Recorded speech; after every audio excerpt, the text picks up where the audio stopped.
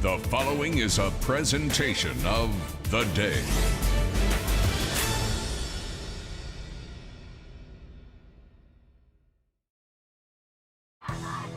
Championship week in the ECC begins tonight here with ECC Girls Lacrosse live from Montville High School.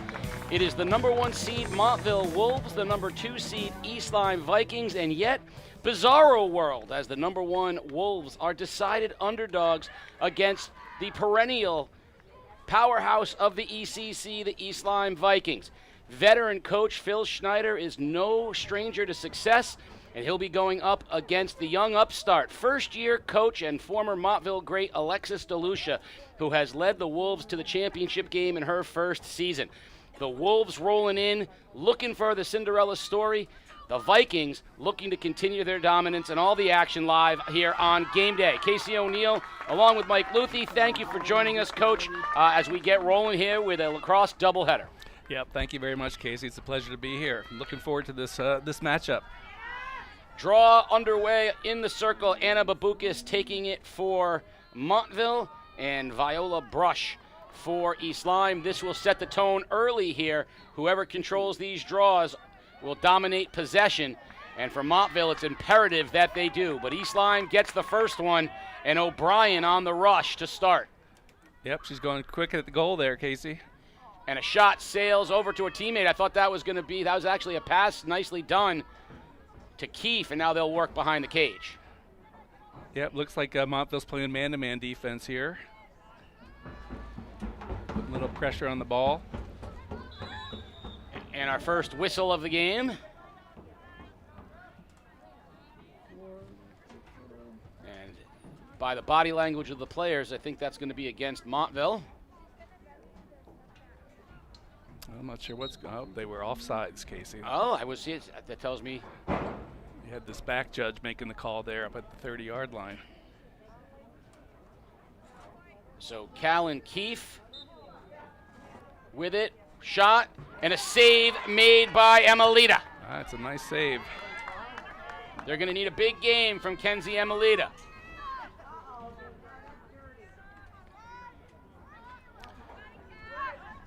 Here comes a run again. O'Brien now pulls it back out. Good job shutting it off by the Wolves. Brush spins strong side, dumps back to Romanowitz. Yeah, Montville's holding tight on the defense and making some good switches. The dangerous Taylor Kaczynski, the lefty, gets it behind the cage. East Lyme will try to run some cutters now, maybe get a little screen on the man-to-man. Yep, they're working the ball around. Little two-man game here. Montville shuts it off nicely. Hesitation run, shot, and another save by Emelita, point blank on O'Brien. Wow, that's a great save. She stepped right to the ball, and looks like Montville's going to have a successful clear here.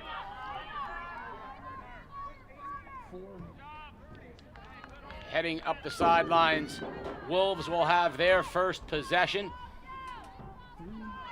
Estelle possesses, cuts in between two Vikings, looks for a cutter, now reverses.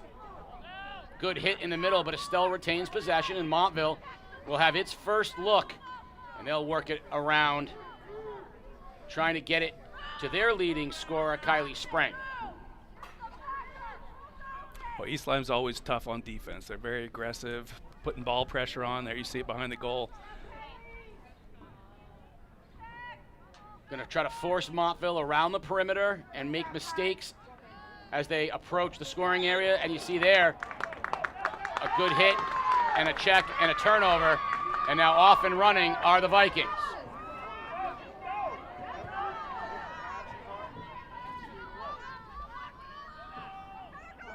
In front, a shot, and the goal! First goal of the game comes from the freshman Lillian Trost, and Trost puts East Lyme on the board 1-0. Yeah, that's a really nice ball movement, good passing across there with the East Lyme team.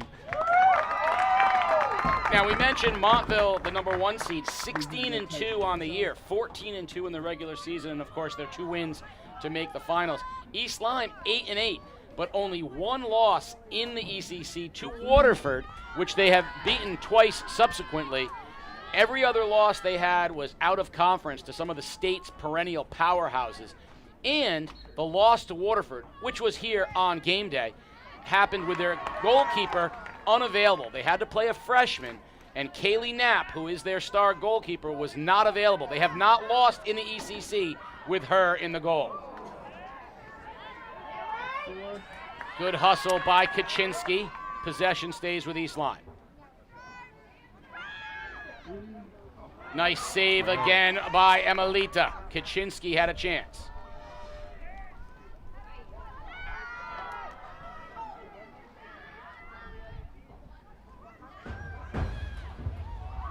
A slip, no foul there. And a turnover. Montville has it with Estelle. So good. Yep. There we go. Looks like Montville's going to have another successful clear here. So Montville will keep playing. I think it's imperative for Montville to score early, just to get on the board, get their feet wet. You don't want to get behind 2-3-0 against a team like East Lyme. Yeah, I agree. The defense is tough, and you can lose heart if you get down too early in the game. Quidgen is shut off. And I think for a team like Montville, who knows they're playing slightly above their playing weight against East Lyme, just settling in and getting an early goal would be a huge benefit. Yeah, I agree with you, Casey. That's really important. See if they can't prevent this clear here.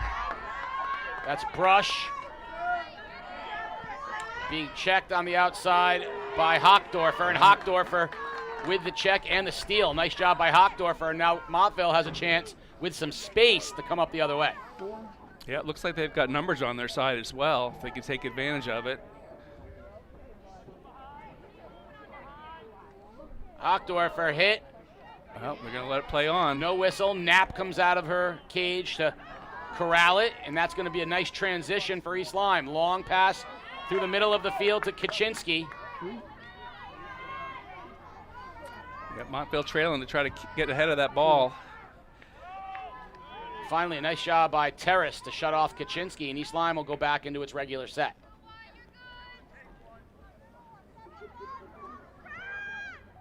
Dump down underneath, and they are definitely letting him play because that was a bump there on Maddie Summers and no call. And I happen to like early in games like this to let it breathe a little bit. Yeah. Yeah, that looks like a bit of a cross check there. So they're going to call some of these things and make sure that, like let the girls play a little bit and see how it goes. Stay away from the dangerous stuff, but call as few as possible early. I like letting the players settle into the game. There's nothing worse in any sport than in the first few minutes of a game when you're trying to get a rhythm to have that disruption from whistle, whistle, whistle. Yeah, I agree. I'd like to get a little bit of momentum going here. We'll see if Montville can put together some offense here and get a shot on goal. Yeah, even a shot right now would feel good. But East Lyme does such a great job getting in those shooting lanes, making it an impossible. One of the things I learned early in my lacrosse lessons was you can't just fire it away from anywhere in girls lacrosse. No, you can't. You got to be mindful of who's in your shooting space, that's for sure. So we got a free position here. Leading scorer Kylie Spring approaches on Knapp, and a beautiful save by Kaylee Knapp. Yeah, that was really nice. And there's the long transition. Overshoots the middle, but into space. All right. Yep, she's struggling a little bit with that ball, but yeah, it's a nice clear. Romanowitz got it up ahead to Keefe. Keefe, crossfield. I love the change of direction. Now it's in the middle, and that means it's anybody's ball. Those 50-50s are so important. Won by East Lyme. Yep, Montville has come up with that one. Dangerous play there. Estelle will come out of it. She got it bopped in the head, and she'll take off now. East Lyme trying to back check. And right there is where I think Montville needs to pass out of transition, not just run downfield, because East Lyme is gonna get aggressive and try to get those away in the midfield. Historically, they double team and triple team the ball. It's uncanny how they're able to get that and not have open players, but year after year, they really put a pressure on the ball. Nice pass in the middle, nice check, and Knapp comes out again. And she's out of her cage, so they can harass her. Nice job by Sprang, making Knapp work for it. Yep, that's good pressure on the goalkeep there. And dangerous pass. Intercepted by the Wolves. That was English.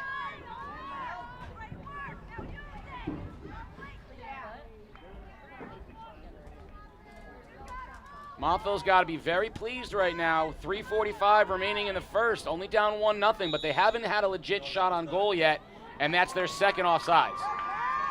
Oh, yeah. Yeah, I agree. They're hanging in tight here, but they need to get something together on offense for sure. Kaczynski, powerful left hand. Very strong with the ball on her stick. Rolls in, shot, and a save by Emelita. Well, Emelita's having a great game so far. Callan Keefe will have it for the Vikings.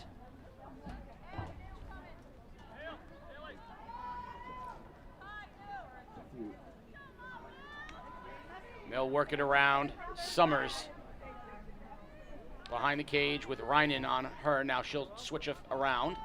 Back to Keefe. Very patient, East Lyme. Little bit at a time, little bit at a time. There it is, spin. Another reverse. Save, Emelita. Keefe was not going to be denied, but Emelita denied her. Yeah, it's another great save by the goalie. A lot of pressure, Vikings putting on the Wolves.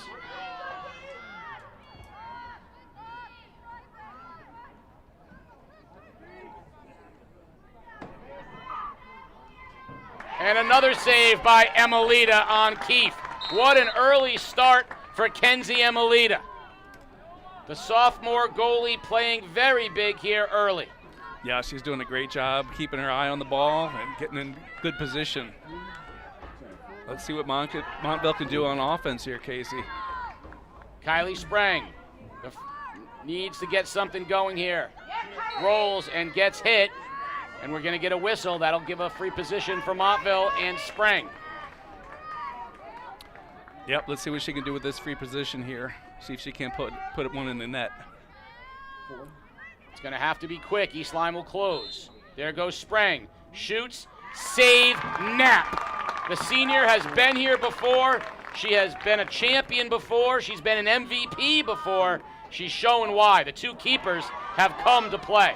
Yep, they sure have, and they're really stepping up today. There's that 50-50 ball, and that's a bad one for Montville. And that's actually probably a good whistle on Quidgen, because East Lyme was in position with a break.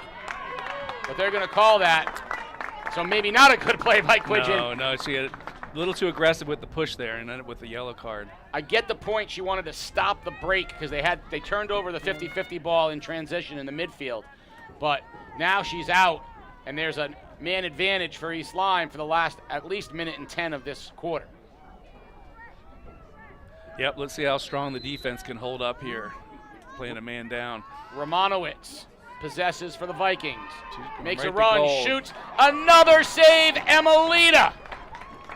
Wow, that's excellent. That's excellent. Let's see what Montville can do to help get a good clear here. It's a dangerous pass up the middle. And Montville comes out of it, Estelle. And Montville would be well pressed right now to just try to get this 42 seconds off the clock. Maybe get a shot off if they can, but do not let East Lyme possess it again if you can avoid it. Yeah, I agree. If they could burn a little bit of that penalty time off, that would be well served. And you know East Lyme and Coach Schneider is going to pressure this ball. There's a good look.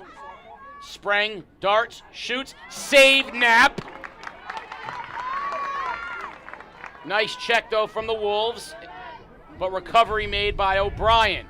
13 seconds left. East Lyme's going to try to get one off here at the end of the quarter. Nice move by Callan Keefe. Keefe shoots and scores with 2.3. There was a whistle, however. I think they're going to call this off and give her a free position. With 2.3 seconds left, What a backbreaker here for the Wolves, all on Emelita. Callan Keefe, 2.3 seconds. There's the whistle. Keefe shoots and scores with 0.3 seconds, and that is a backbreaker for the Wolves. They were so close to getting out of this at 1-0, and instead down 2-0. That is a very tough one. A beautiful shot, top shelf from Keefe. Yeah, that was nicely done. Yeah, it's a pity. I know that I'm sure they wanted to try to put one in the goal before the end of the first quarter, maybe just chew a little bit more time off the clock before taking that shot down on the Montville side. So the draw is moot at this point, and it'll go in the air, the whistle will blow, and we'll move on to the second quarter. We're at the end of one, 2-0 East Lyme. You're watching Game Day live on theday.com. This season on Game Day, all big hits are sponsored by the Norwich Sea Unicorns. You can catch all the hard-hitting action all summer long at Dodd Stadium. Don't forget to check out the Sea Unicorns home opener, Saturday, May 30th at 6:30 p.m.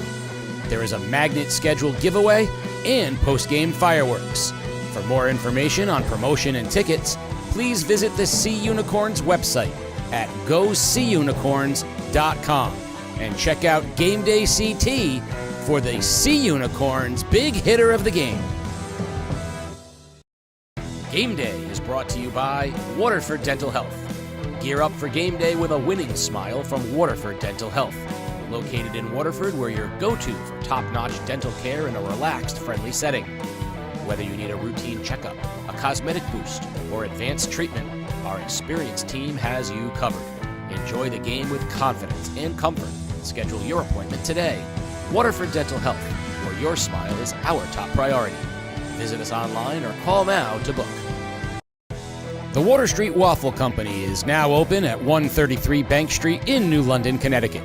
This woman-owned business, Water Street Waffle Company, brings together Southern-inspired comfort food and classic Belgian waffle traditions, all served with genuine hospitality. Everything is made fresh from scratch daily. Great food, great atmosphere.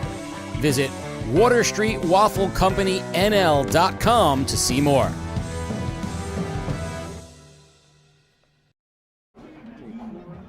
Coach Phil Schneider knows how to win. Coach Alexis DeLucia knows how to win as a player, and as a head coach, it's her first opportunity here in the ECC Finals, and she is talking to her veteran Wolves team. A lot of seniors, 7 seniors on this team, but it's a step up in competition for them playing Division I East Lyme.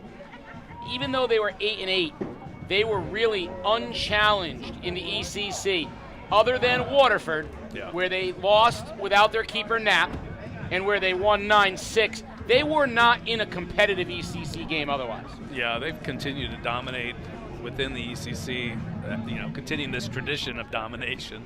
And of course, they'd like to go out of conference and get some tough games on their schedule too.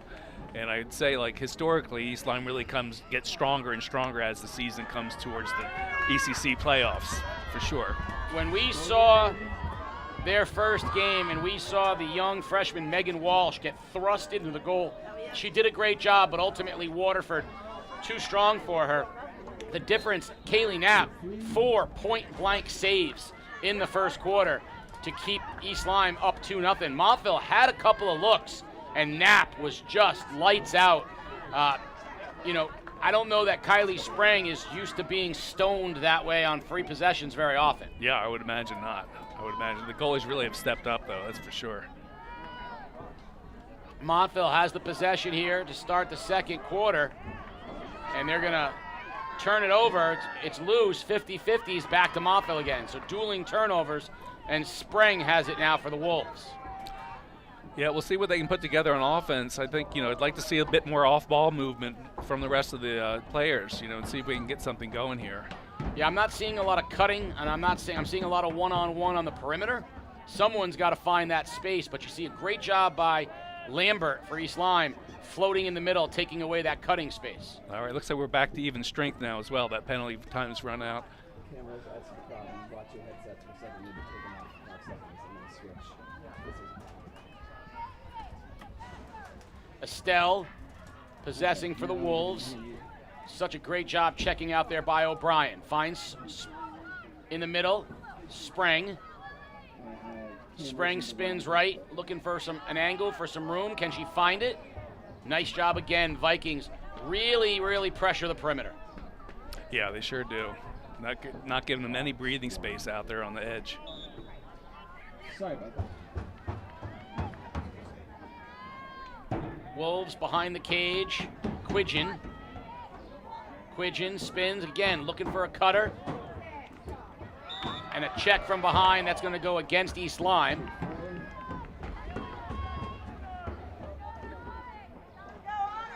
Montville needs to get one in the goal just to settle themselves in and show they can score against Kaylee Knapp.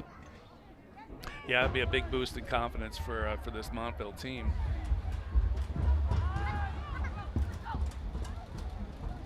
Sprang looking. Hockdorfer now behind the cage for the Wolves.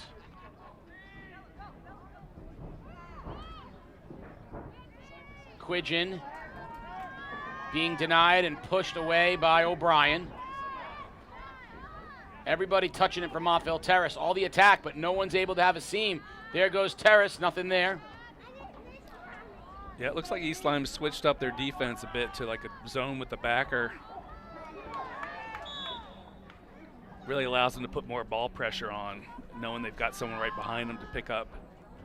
Gonna get a hold against East Lyme, so another chance for Montville. But really, they have not had anything other than a couple of free positions. They have really not had anything off of their sets. Yeah, yep, that's true. Estelle splits defenders, spins, has a look in front, but nicely shut off. But a penalty here comes against East Lyme, so another great opportunity here for Montville. Yeah, let's see if they can take advantage of it. You know, you can only ask your goalie to stop so many free position shots. Isabella Estelle, the senior, in on Knapp, shoots, save, Knapp!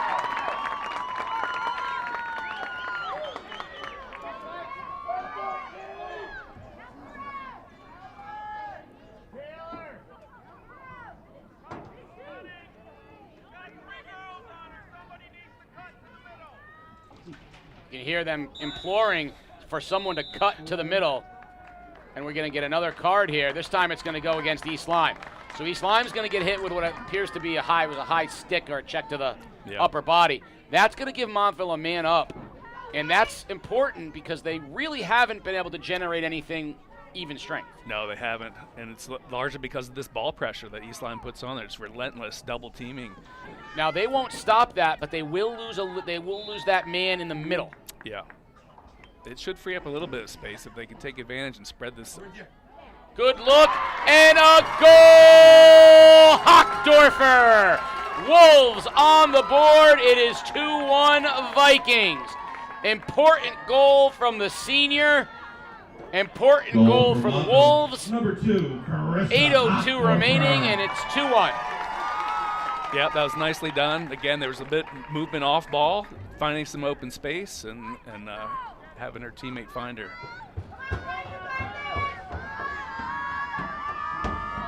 Let's see if they can take that momentum and do something with it here. Babukis and Brush will be in the draw circle for Montville and East Lyme, respectively.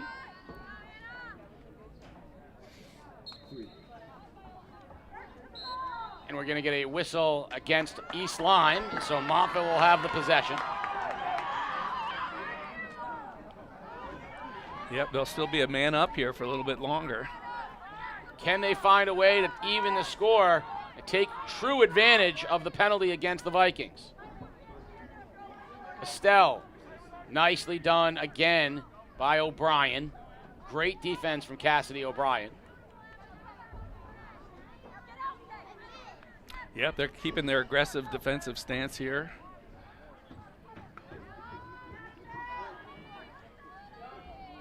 Kaplan now in the middle to Terrace.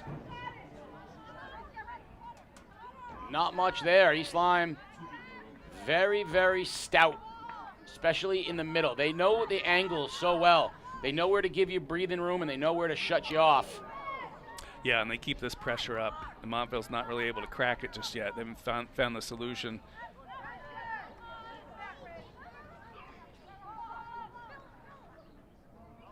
Hockdorfer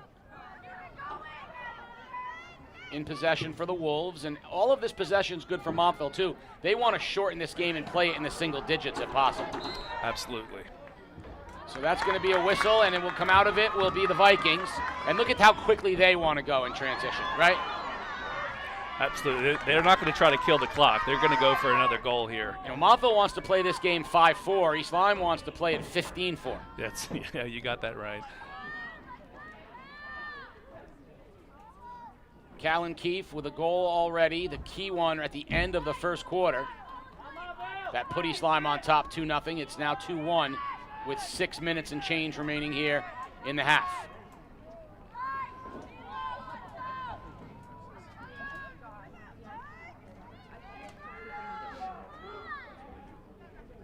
East Lyme being very patient, trying to find that cutter. Now they will run picks and cutters every chance they can. In front, another beautiful save by Emelita. Yeah, great concentration by the goalie there.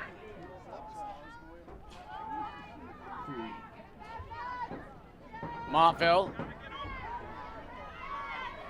try to get out of the midfield here with Gressley. Oh, taking on 4 of the East Lyme defenders there. Oh. Tough break as that one just fell out of bounds. Yeah. So Kaczynski for the Vikings. Got to know that she's left-handed. That's a tough spot right there for Montville, as she's very strong on that side. Oh, we had a great cutter there in the middle of the space there, but that's another turnover by East Lyme. Yeah, Maddie Summers nicely cut. Now can Montville transition? They've got possession. Can they get a look? Yeah, the defense did a great job of getting back there ahead of the ball.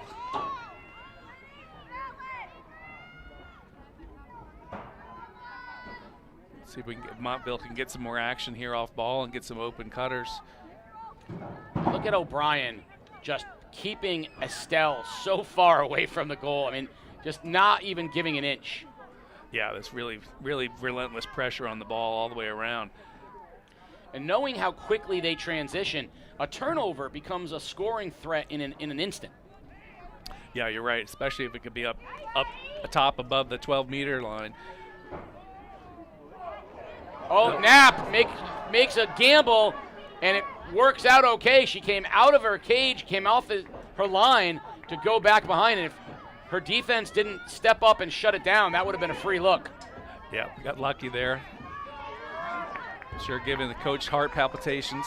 And a goal! Taylor Quidgen, the sophomore, ties us at 2, and the Wolves are here at home, and they've tied up the Vikings. We said they needed to settle in. Well, how's a brand new ball game? Taylor Quidgen. So on a senior-dominated team, it's the sophomore Quidgen that ties the game. Yep, that was well executed. Some really good ball movement. Back into the face-offs, into the draws. I dropped some of my boys' game there for a moment. Back to the draw. Babukis taking it for Montville. This time she went up against Romanowitz. It was won by Montville. Montville on the run now with a look in front, and we're going to get a whistle. It's going to be a shooting space, another free position here. Free position for the Wolves. This time it'll be Kylie Sprang. She's been denied multiple times by Knapp. Sprang shoots, save, Knapp. Wow, that's another great save. Montville, though, starting to feel like they can play in this game. Any nerves that they had early appear to have settled. This is now Two teams having at it. Yeah, it does look like their confidence is built up here, and they're really controlling the ball, winning more of the 50-50 balls as well.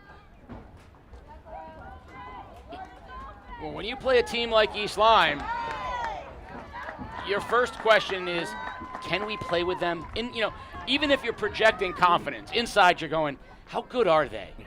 And they know. And then early on, you get down a couple, but now it's, you know what? We can play with them. Yep, you're right. Oh, she lost that one in traffic. And out of the pack, off to the races, goes Kaylee Bossy now. Excuse me, check that. That was Mazzulli, Annie Mazzulli. And now give it up to Trost. First goal of the game went to Lillian Trost, the freshman.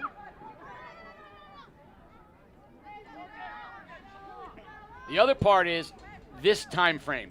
When you get down toward the end of quarters, those late goals, save made there and into the goal for Kaczynski. That was on the stick of Emelita. It bounced off and into the goal, and Kaczynski has the third goal for East Lyme, and they go up 3-2. Emelita had that, and it just took a hop off the stick. Yeah, those are always a little bit frustrating and discouraging for the goalie when she had her stick on the ball. And I was going to say before, it's these last 2 minutes of quarters where the East Lymes of the world just look different. Yeah. You're in the game, and then they put up 2 in the last 2 minutes. And they do that. You saw it at the end of the first quarter where they got one in late.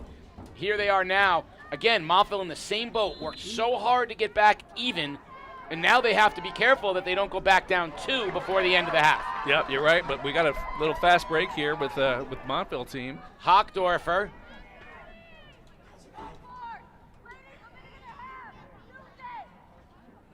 Minute and a half, use it, implored to the Montville girls.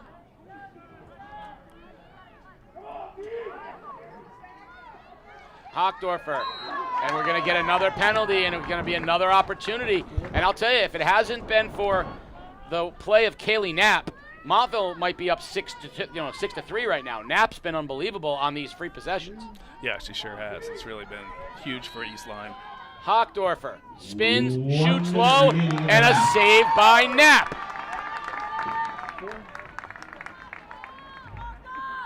Yeah, well, both goalies are playing and really making differences here for their teams. And here we are, 45 seconds, right? This is the time we've talked about where East Lyme becomes so dangerous. 3-2 is manageable. 4-2, you start feeling that pressure. Yep, you're right. Kaczynski has got the last goal. Now Keefe. And Keefe buries one with 25 seconds remaining and a 4-2 lead.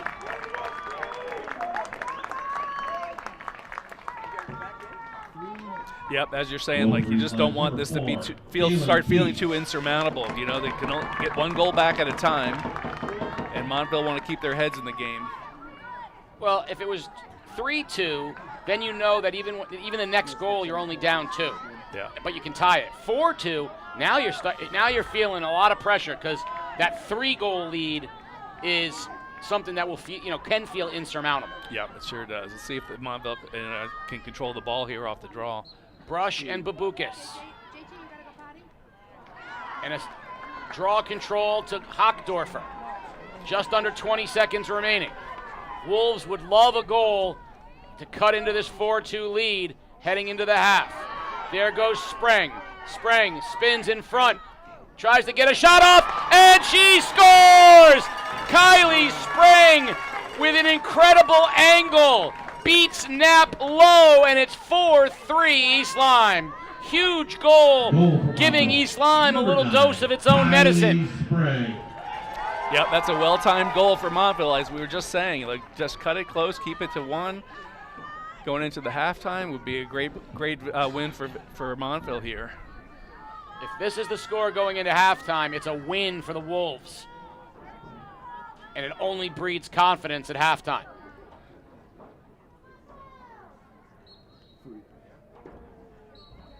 whistle, push, so clock running. We'll get to the half. First half, incredible goaltending. 4-3 East Lyme. The second half should be fabulous. Stay tuned here at halftime for some great content, features, and other things, the Grade 8. And we'll be back with second half action. You're watching Game Day live on theday.com. Game Day is brought to you by Waterford Dental Health. Gear up for game day with a winning smile from Waterford Dental Health. Located in Waterford, where your go-to for top-notch dental care in a relaxed, friendly setting. Whether you need a routine checkup, a cosmetic boost, or advanced treatment, our experienced team has you covered. Enjoy the game with confidence and comfort. Schedule your appointment today. Waterford Dental Health, where your smile is our top priority. Visit us online or call now to book. Nestled in the woods of Lebanon, Connecticut, Roberto's Log Cabin is the cozy, rustic home of comfort food. Family owned and operated, the Cabin, as it is fondly known, offers a diverse menu of hearty fare from burgers to the best ribs in the state.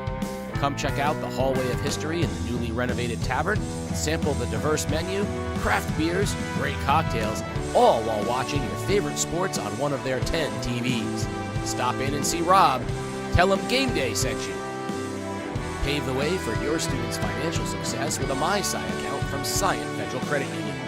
Open a high-yield MySci savings account today and help support a positive financial future for your student. Visit scientfcu.org to learn more. It's time for Game Day's Athletes of the Future, Grade 8 Plays of the Week. Let's start at number 8 with Montville Lacrosse's Kyle Aladia.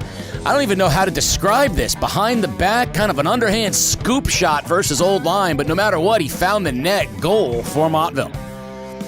At number 7, let's go to Fitch Lacrosse's Bethany Lovering.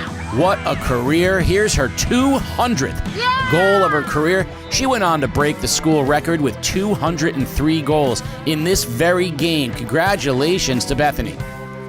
At number 6, Southeast Soccer Club's Caleb Trost. Let's see about, can he bend it around and keep it low and get it off the bar? And that's a goal. Trost with the free kick shot.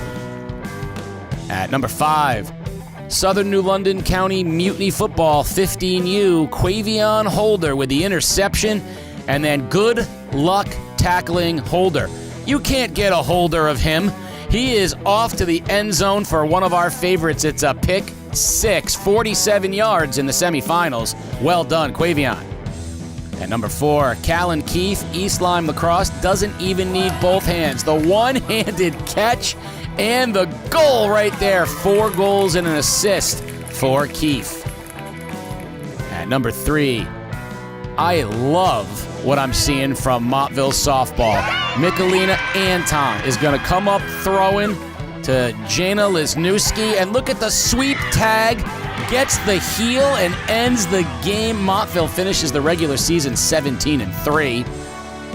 Peyton Swanson, East Lyme softball. That's just a single to left. Why would that be on the grade 8? Oh, I see what's happening here. That's a deep ball over the head of the left fielder. That looks to be a double. The freshman has a single and a double, and pop fly, danger zone, right field. That's going to get by the right fielder. That looks like it could be a triple.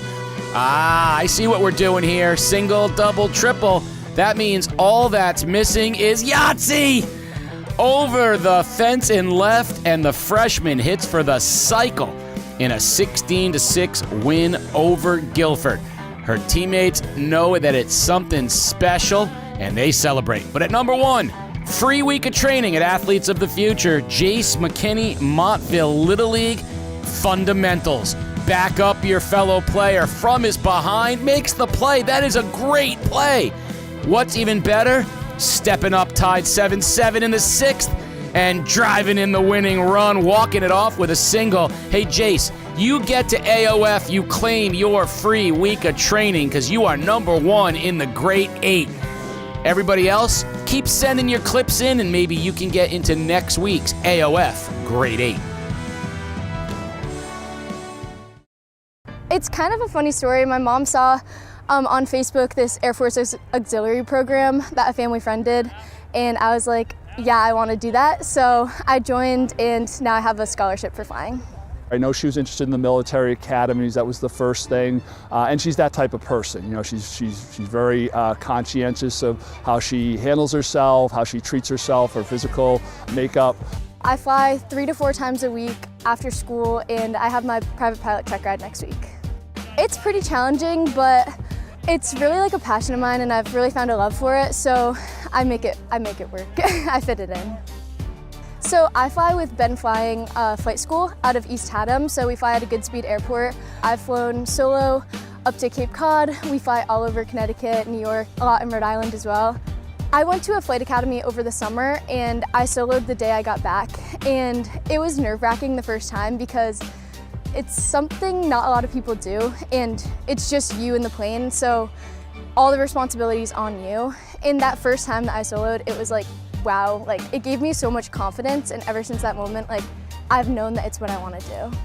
Ani's been a 4-year varsity player, 3-year starter pretty much for us, captain this year obviously. She's great with the younger players and the more inexperienced players, getting them ready to play, and we rely on her to be there and be that consistent person. This summer I'll be headed to the United States Naval Academy.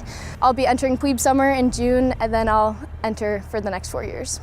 She had options. She had, Coast Guard, she had Air Force. Anybody that's worthy of being selected not only at one service academy but at 3 service academies is really a high quality person. She found out early on what it takes to be, someone that would be at a military academy and kind of model or fashioned her life after. This was maybe her sophomore year, so for the last 2 years she's pretty much lived that lifestyle of what it would take to get into the academy academically, physically, just being a great person overall. So my major is aerospace engineering.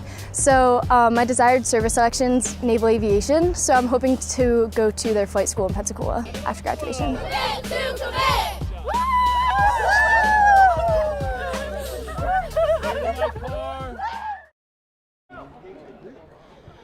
We are back, second half ready to go. It is 4-3 East Lyme, an exceptionally good game in the first half. Montville, the Wolves, hanging around, and East Lyme. We'll find out, Coach, what are the second half adjustments, right? That's always the fascinating thing in sports is who adjusts and how. Yeah, you're absolutely right. We'll see if Montville can keep up, creating some space and some opportunities for shots on goal, and if what adjustments East Lyme makes defensively here. So Montville possesses the opening possession of the second half. And it's funny because when you have a game with a team like East Lyme who's been so dominant and an upstart team like Montville who's Division III versus Division I, so these guys do not play each other during the year, that mystique that East Lyme has. I promise you before the game, Montville coach Alexis DeLucia was saying all the right things to her team. If we play our game, you've been here before, we can play with them, we can win this, don't play afraid. All the things you say that in your head you sometimes go, please don't get us, please don't lose 100-0, in your head, but you're saying it. But now at halftime she gets to go up and go, I told you you can play with them. I told you we're in it. Conversely, Coach Schneider at halftime is going, why are we letting them hang around? Because he's got to remind them, guys, you're the premier team. Yeah, you're absolutely right. There's a huge psychological thing going on here, especially with like you said, an underdog team, an upstart team versus a perennial powerhouse. Getting your team to remember that it's the better team is sometimes harder than getting your underdog to remember that they can play. Run, yeah. And that's what Coach Schneider's tasked at halftime to go, guys, and it starts though with those draw possessions because Montville's able to possess and kill a lot of clock. You see here, East Lyme, go, go, go, go, go in transition. Oh, this is trouble. And right off the rip, there's a goal from Cassidy O'Brien, and that puts East Lyme back up to 5-3. And that right there, the first 2 minutes of the second half, illustrated exactly what we talked about. Yeah. Montville possess, work so hard, turn it over, and East Lyme scores seconds later. Yep, they like to strike quickly, put the pressure on, get up a couple goals here, and then they're going to try to do it again, I can guarantee you. Brush and Babukis. So far, Babukis has had the better of it in these draws against Brush. That time, it's a draw control taken by Romanowitz. Quickly, that's I can tell you already what the message from Coach Schneider was at halftime. And it was turn up the speed, turn up the tempo, go, go, go. Yeah, absolutely.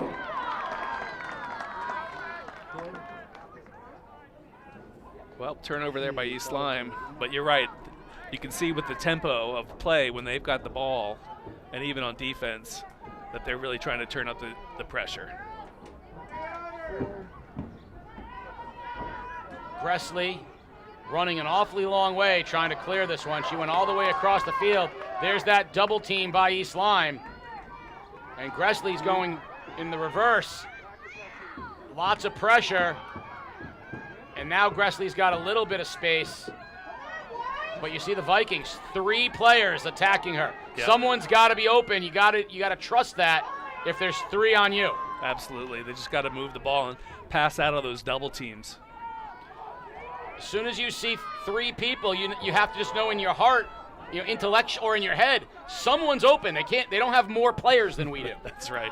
And sometimes it seems that way. It does. It's like, why do they get to play with 14? Yeah. But again, if Montville's not used to playing with teams that put this kind of double team pressure on the ball all the time, then they're just not used to passing out of it.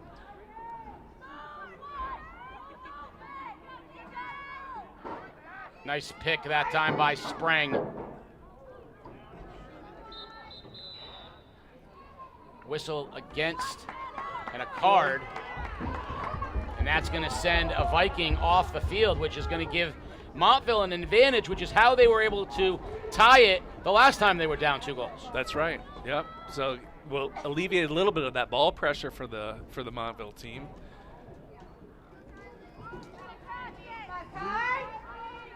Sprang for the Wolves, gets it to Hockdorfer, back to Sprang.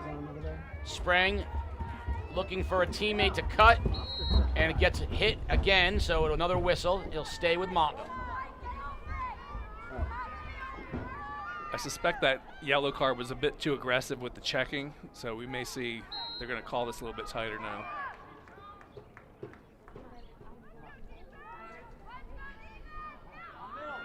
There goes Terrace, double teamed.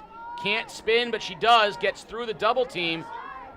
That should free somebody up. And that's another thing. If you have a double team and you split it, you should be immediately looking for an open person. Absolutely. And what our teammates need to be doing is cutting And into open space. Right, make themselves available, right? Yeah. Standing around the perimeter isn't freeing yourself up. Right.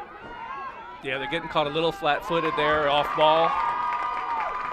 This pressure creates another turnover. They're going to play it back to Knapp, the keeper. She likes to pass it long, usually goes into space in the midfield, so she is surveying. And there's that long pass through the midfield. In stride, Romanowitz. Now Romanowitz to Keefe. Beautiful transition for the Vikings. That's a quick clear. That's 2 passes up to shooting position. In front, and a save made by Emelita on a look from Trost.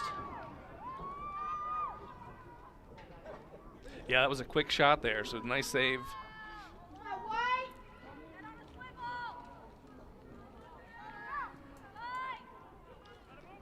Taking the time now, Callan Keefe behind the net. East Lyme will take a little air out of it.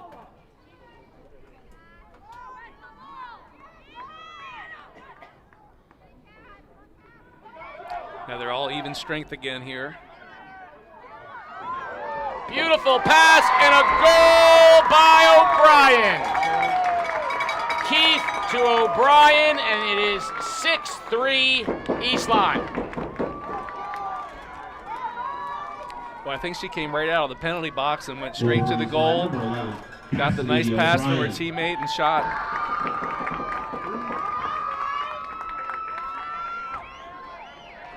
So there's danger zone time for Montville. First time they've been down 3 goals in the game with 6:03 remaining in the third.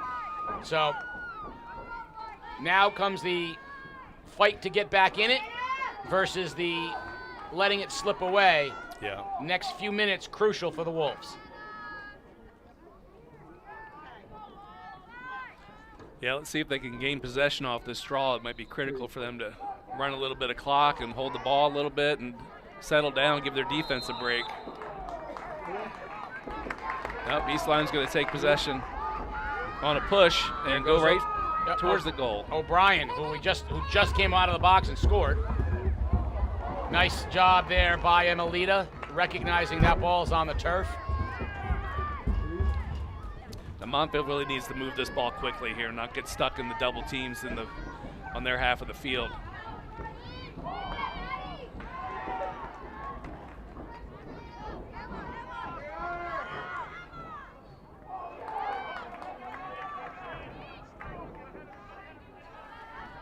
Nice job by Terrace picking up the ground ball. Allows Montville to get into their offense now. Down 3. They absolutely need a shot on goal. A goal would be even bigger, but they absolutely cannot just turn this thing over again. Yep, I agree. And they really are going to need to figure out how to pass out of these double teams. And East Lyme will take the whistle out back there. When you're back that deep behind the cage, they're gonna hit you. They'll take the whistle. They don't mind stoppage from back there. Yeah, that's absolutely true.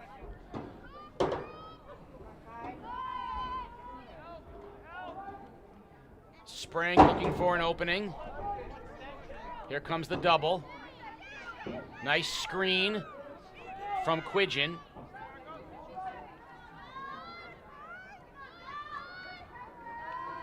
And just relentless brush, pushing her back, pushing her back. Yep, here comes another. And it wears on you, too. As an offensive player, it wears on you when you're getting hit every time and pushed and shoved. Physically and intellectually it does, absolutely. Start to feel like you can't get anything going. Clock running now, under 4 minutes to go in the third. Quidgen spins, has a look, shoots, and beats Knapp. Taylor Quidgen, the sophomore, with her second goal of the game. Just what Montville needed to get it back to 2. It's 6-4 Vikings. Yeah, they really needed that goal, and it was nice for her to be able to battle through the defense there. Get a shot on goal.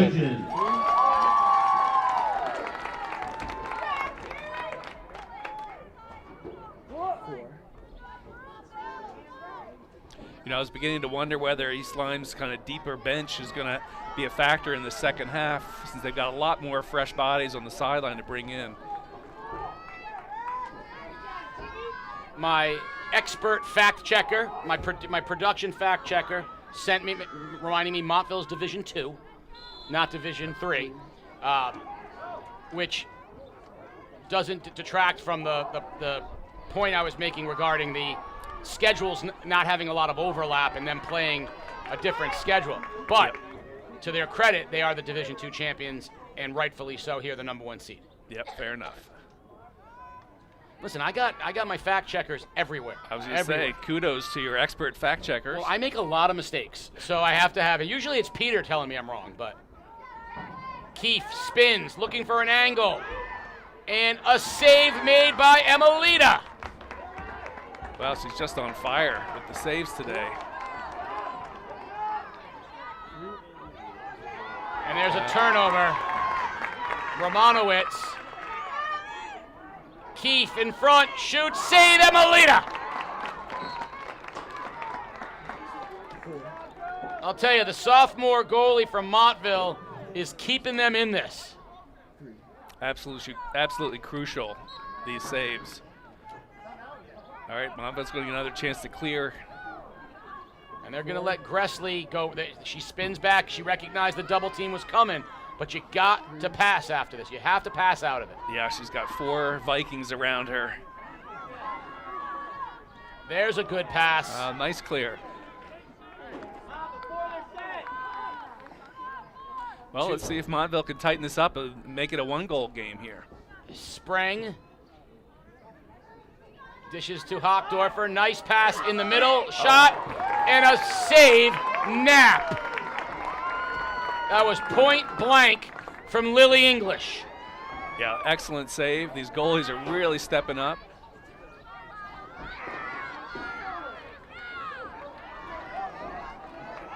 Got East Lyme on the move again. They're really moving the ball quickly downfield. Now, goal by Kaczynski, but the whistle first. Yep, that's going to be another shooting space, free position for East Lyme. So the Vikings had a goal from Kaczynski. Instead, they're going to get this possession. Montville has a break. Can they capitalize? There goes Kaczynski, shoots, and a save, Emelita. So they avoid the goal and get the save. Yeah. Keefe spins and scores. Callan Keefe with her third goal of the game, and it's back to a 3-goal lead, 7 for East Lyme. Goal for East Lyme, number 4, Callan Keefe. Yeah, I was going to say right before that shot, it was like, let's see if Montville can take advantage of that missed goal in the free position.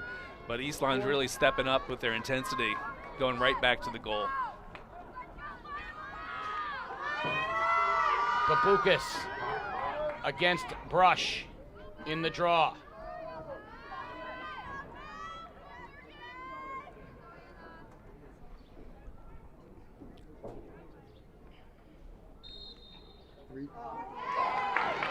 Controlled by Romanowitz. Ground ball picked back up, or so she lost it, regained it. 1 minute remaining in the quarter. Now making a run. Kaczynski was angling for a shot, but cut off nicely by Terrace.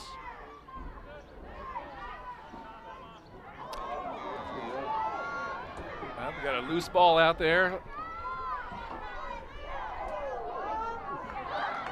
No whistle, play on. Keefe comes out of it with possession. Keefe spins and beats Emelita. That one was impossible. 4 goals for Callan Keefe.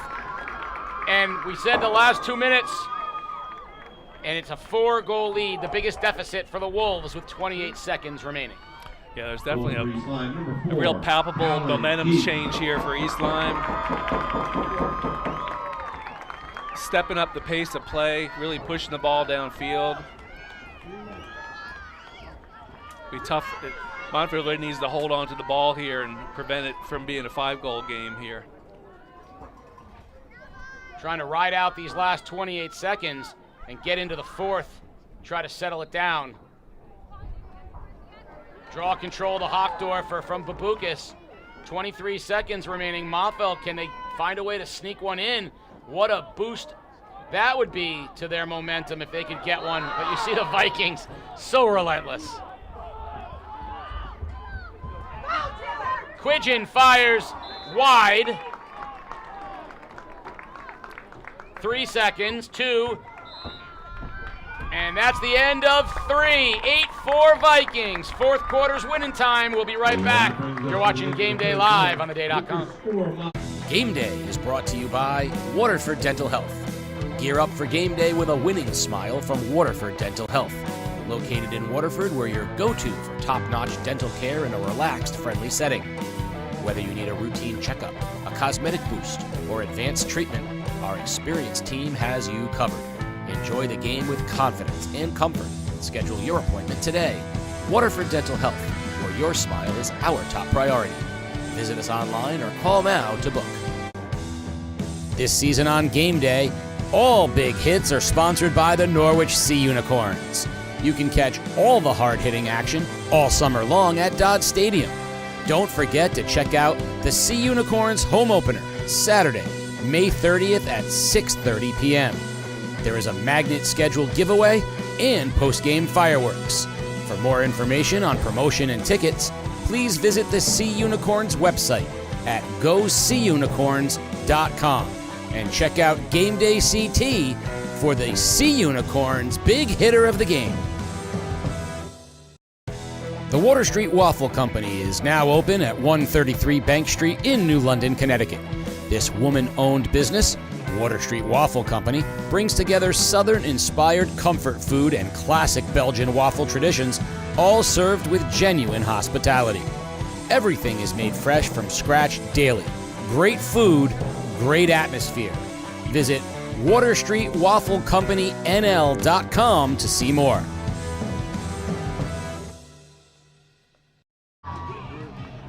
The number 2 seeded East Lyme Vikings, the perennial force in ECC girls lacrosse.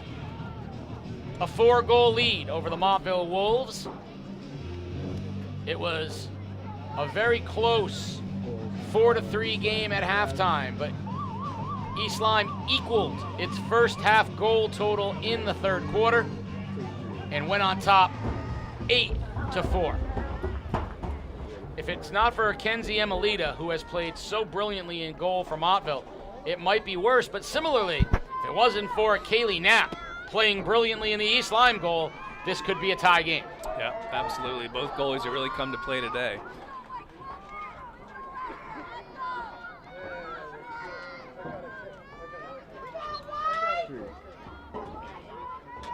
Draw control, Hockdorfer takes it. Babukas doing a great job. That's been the saving grace for the Wolves. Yeah, having ball control off the draw has been really important for Montville, and see if they can't do something to shift momentum into their favor this fourth quarter.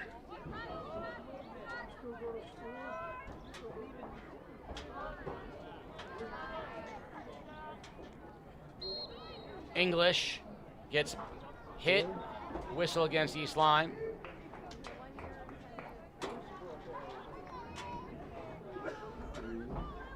It's good. I like seeing Montville set some picks for their teammates and see if we can relieve some pressure on from the defense that they're seeing out there. Hockdorfer, pressured, gets it rid of it, finds Kaplan. Kaplan, another of the 7 seniors on this Montville team.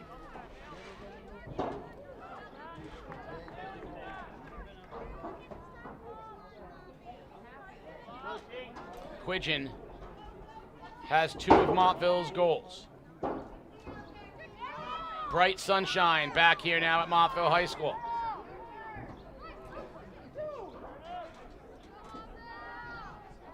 Yeah, Montville's going to need to start moving a little bit more off ball here to help out their teammates if they stand a chance of getting back into this game.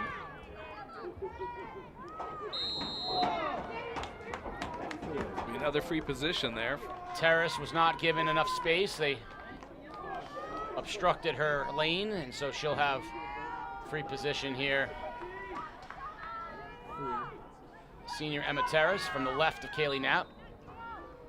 Shoots and scores! Emma Terrace cuts into the lead. It's 8-5. Goal for Montville.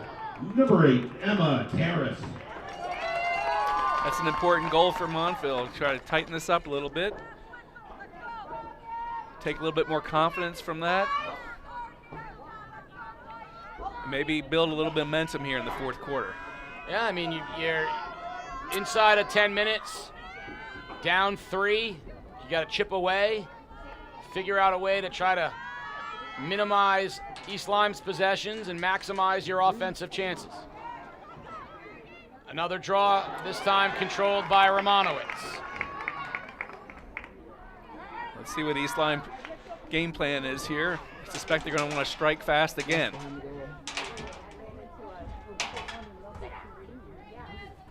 Summers.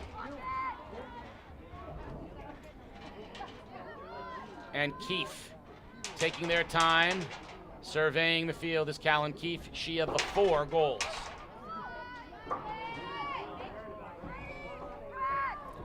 Well, they may be content to eat a little bit of the clock here.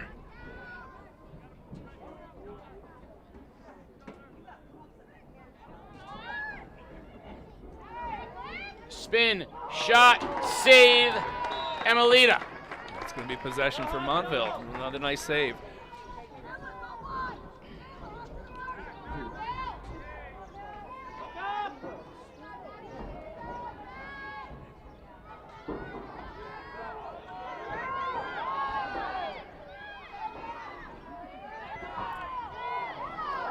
Turnover.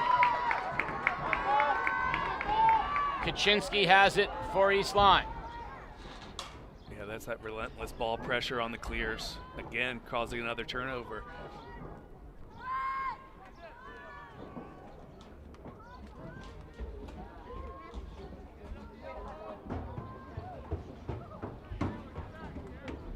Cutter, shot, goal by O'Brien. Beautiful lacrosse right there. O'Brien with the hat trick, 9-5. Yeah, that was nicely done. Some nice off-ball movement by the Vikings. That's like the version of the one-timer in hockey or in soccer. The cutter, it was on her stick for half a second, Yeah. and she finishes it. Yep, it was a beautiful assist and a nice quick shot.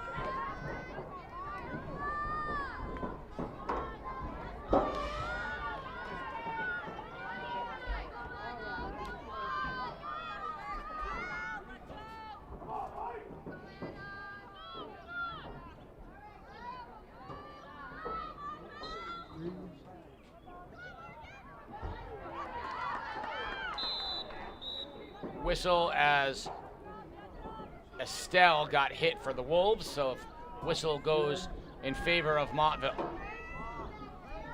Yep, let's see what Montville can do with the ball here on offense.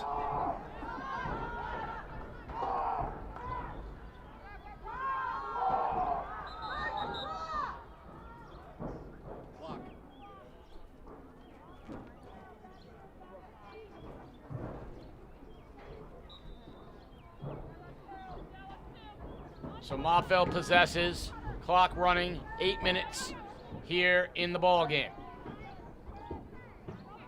Estelle.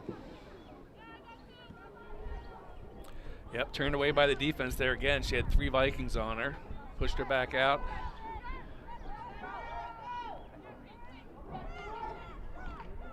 And a big hit on Quidgen. She got popped in the rib cage. You can see her holding her side.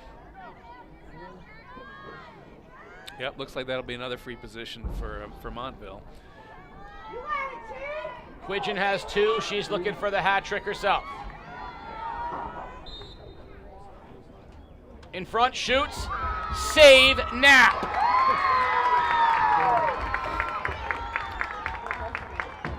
Just an excellent play there by the goalie, down on one knee.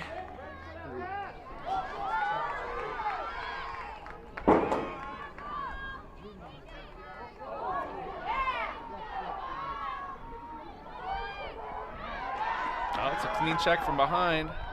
Right onto the stick, though, of O'Brien. Kaczynski comes off with it. And a missed opportunity as Keith had a look at her 5th goal, but it goes off the pipe, I believe, and it'll stay possession East Lyme.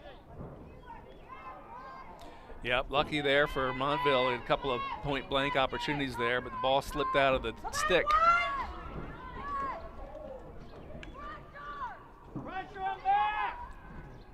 Montville's got to get a little pressure on the Vikings right now. You can't let them stand there and survey it. You got to put a little ball pressure on. Yeah, yep, absolutely true. It's going to be a little bit risky, but at this stage of the game, you got to do something to kind of create opportunities. Save, Emelita. O'Brien has it for the Vikings. She heads in, point blank, shot, and a goal! Cassidy O'Brien with her 4th of the game. 10-5 East Lyme. Goal for East Lyme, number 11, Cassidy O'Brien. Yeah, the Vikings have just a little bit too much quickness there right there in front of the goal for Montville to keep up with.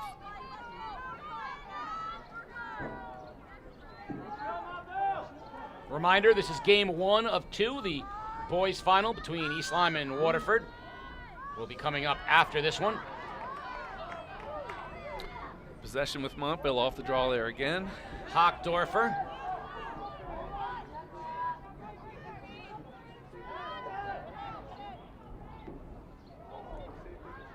A lot of pressure, there's the whistle.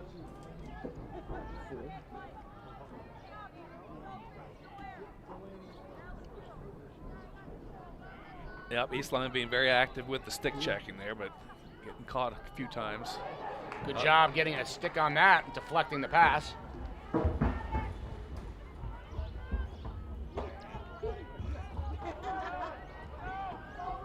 There's that defense again. And a turnover.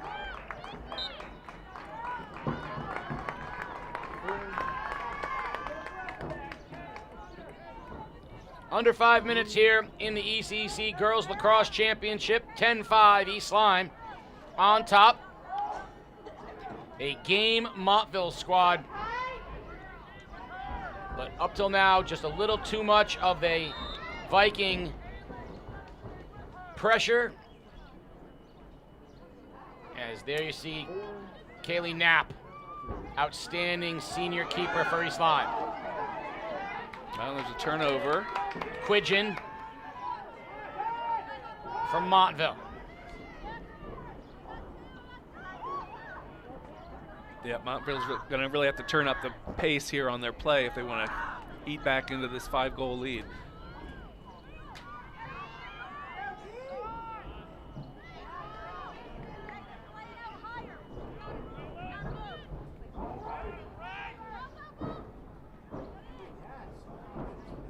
Nice pass to Hockdorfer. Hockdorfer in front. Good look. Shot. And a goal by Sprang. Kylie Sprang with her second of the game. It is 10-6. Nice pass. That was the best pass-cut combo of the game for Montville. Yep, sure was. Kylie Sprang. Sure was.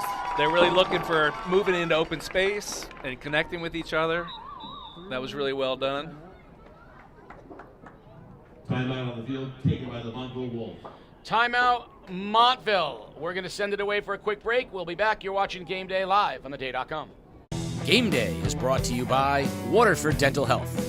Gear up for game day with a winning smile from Waterford Dental Health. Located in Waterford, where your go-to for top-notch dental care in a relaxed, friendly setting.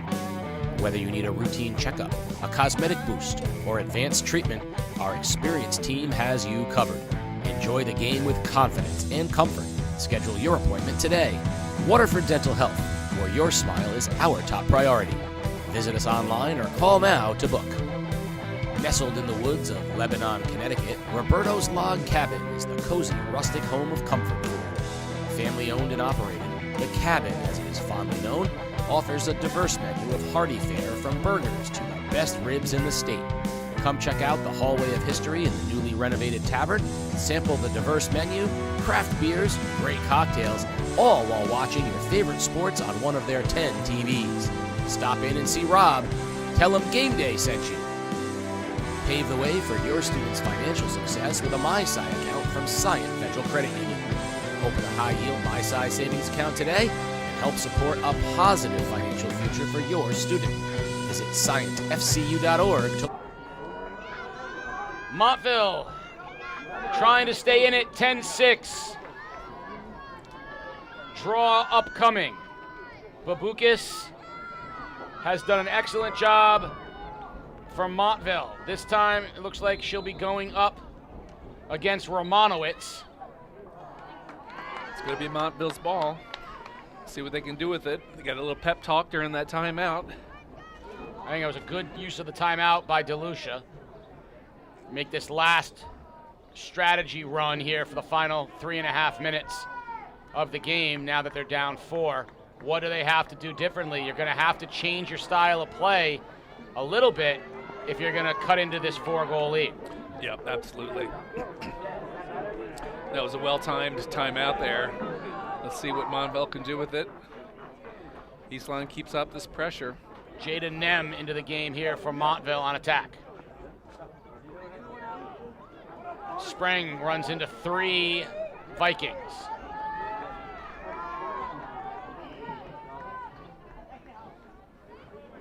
Hockdorfer, as the clock is now under 3 minutes. Yep, just got called for a charge on that. Goes against Estelle.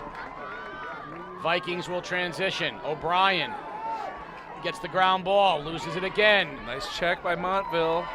There comes Hockdorfer. Hockdorfer one-on-one, cuts right, and she is buried as she heads to the goal. Yep, She says, I'm okay. That receives another yellow card, so East Lyme's going to be a man down here.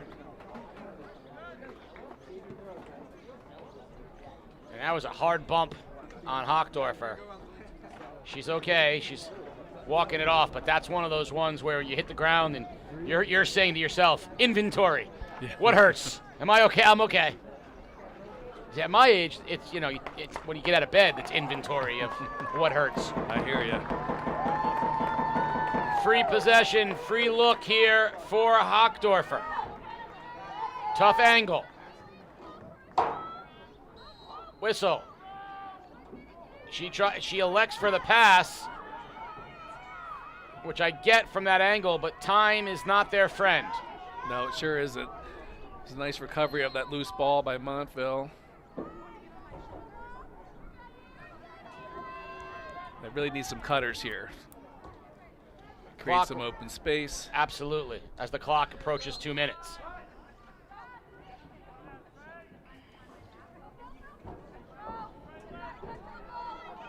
Estelle.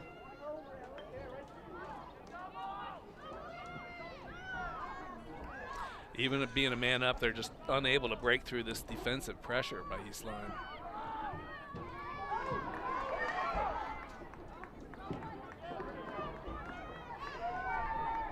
Harassing Nem. A whistle, it'll stay with Montville, but now clock again. Minute and a half. There goes Nem.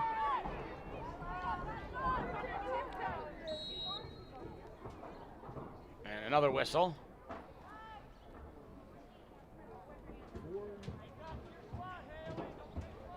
So time running out on the Wolves. 10-6, a much more competitive game than I think a lot of people thought. They're trying to cut one more into it here if they can.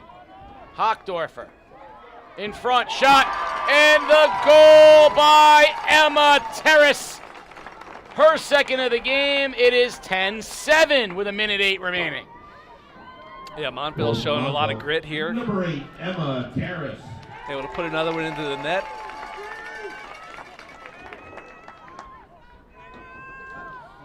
Now it's up to Babukis going up against Viola Brush in the draw circle.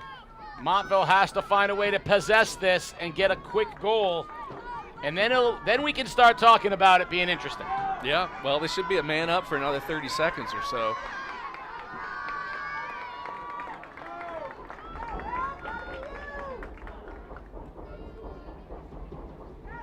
Brush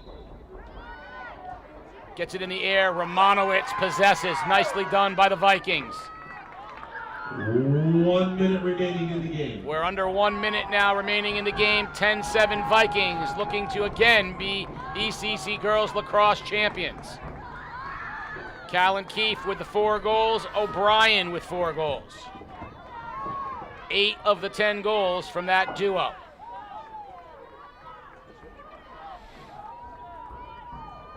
Looks like East Lyme might be content to maintain possession for the rest of this quarter. Here, 30 seconds left. Although they're not one to shy away from shooting on the goal if they get an opportunity.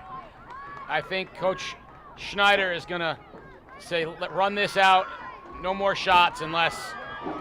No, that pretty much tells me they're going to let this thing run out. I mean, well played by both teams. Goalies have an excellent play today. Kudos for all these saves. You're going to want to go to our social media at Game Day CT for the interview with head coach Phil Schneider, as well as the Roberto's Log Cabin player of the game day. But the East Lyme Vikings are once again your ECC Girls Lacrosse champions. Montville 7. Alexis DeLucia, Coach of the Year in the ECC, led a game Montville Wolves squad who competed all the way.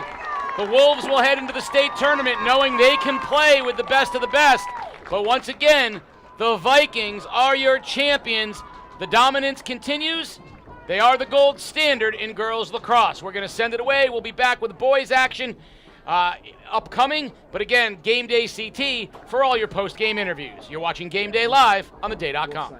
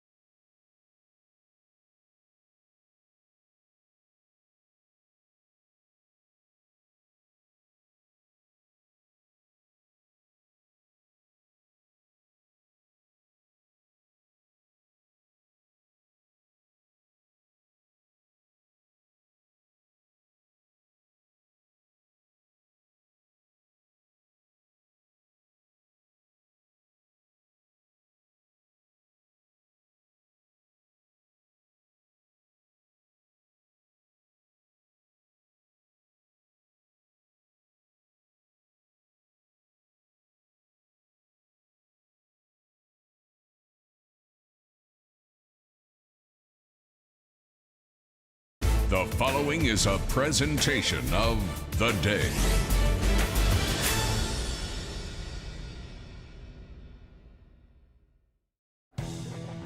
It is the ECC Boys Lacrosse Final from Montville High School, the Waterford Lancers, and the East Lyme Vikings, as the Vikings look to go boys and girls lacrosse sweep, fresh on the heels of the girls lacrosse team beating Montville in the finals earlier. All the action live on Game Day. Casey O'Neill along with Coach Mike Luthi. And Coach,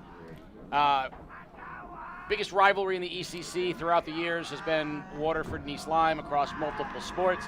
They played once this year. East Lyme handled them easily, 13-3 on the year. Vikings looking for a sweep in the lacrosse final. Yeah, thanks for being here, Casey. I appreciate it. Yeah, this is a big rivalry among the ECC, so we'll see what these teams bring today. So they're going through the starting lineups now. Number 18 on defense, Dylan Dahl. Number 13, defenseman, Dom Munsell. Number 5 on defense, Mark Giovanni. And in between the pipes, the goaltender for the Lancers, number 25, Thomas Tattersall.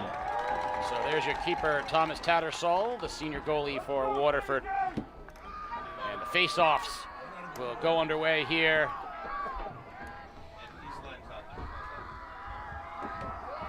East Lyme's Drew Bookmiller and Waterford's CJ Carmody.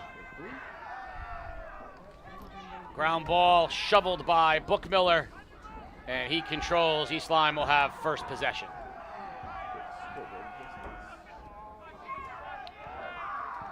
East Lyme likes to play a fast style. Look for them to get into an offensive set quickly. All right, they're finishing up their substitutions there on offense, controlling the ball behind the net. As always, Gabe Haney, the guy to look out for.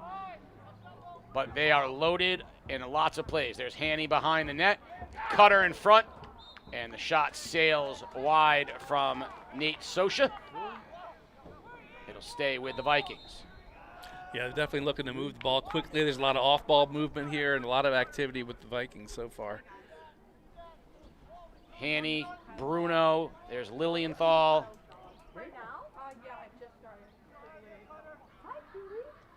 DiLoretto, all on the field, all get into the offensive flow for the Vikes. There's Haney looking for his cutter, looking for an angle, back behind the net. Very deliberate. It's good defense by the Waterford. And Dylan Dahl, the long stick. Big hit in front, and there's our first whistle. So the long stick, Dylan Dahl jumped on that one. Yeah, it's good defense by the Lancers. And there's Ben Dubicki. Dubicki, nice nifty move. Okay. Let's see what Waterford's game plan is here. Oh, we got a ball on the turf here. That was good defense from Dumond. Luke Westcott now up top, along with Dubicki behind the net. Out it goes to Avery Bonowitz.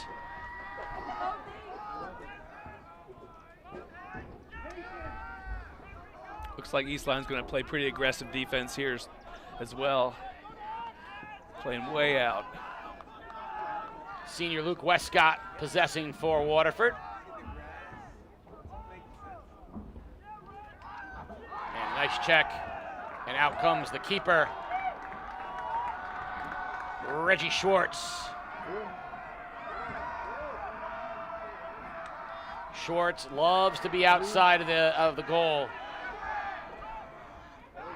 He quickly gets it over to Dumond, and East Lyme will try to work through the midfield, but there's a turnover in the middle. Ground ball 50-50 picked up by Haney. And there's your first goal of the game as it gets by Tattersall. 1-0 Vikings. That was Oliver Ginther with the goal for the Vikes. Really took advantage of that loose ball moment to make a couple of quick passes and get set up right in front of the goal. So 1-0 quickly here. East Lyme on top.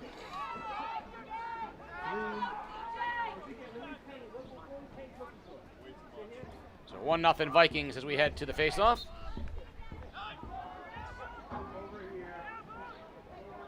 And another face-off win for Bookmiller.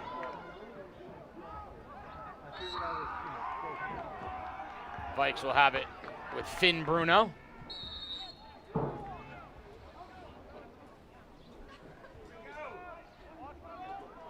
Well, Waterford did a good job on defense on that first possession that East Lyme had down here. We'll see they're settled into like a zone defense, it looks like. Whipped shot past Schwartz. Loretto let that one fly, and now Haney will have it. Guarded by the long stick, Dylan Dahl.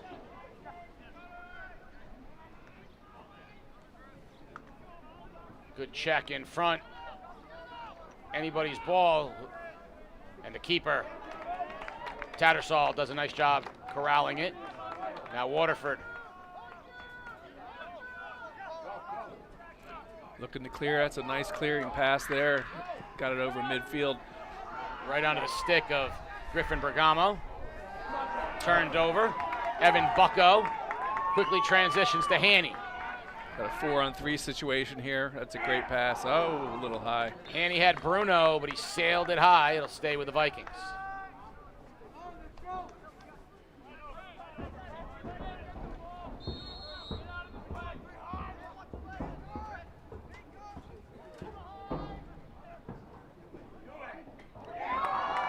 Ripped shot and a goal. And that is Anthony DiLoretto firing from up top on the point, and it's quickly 2-0 East Lyme.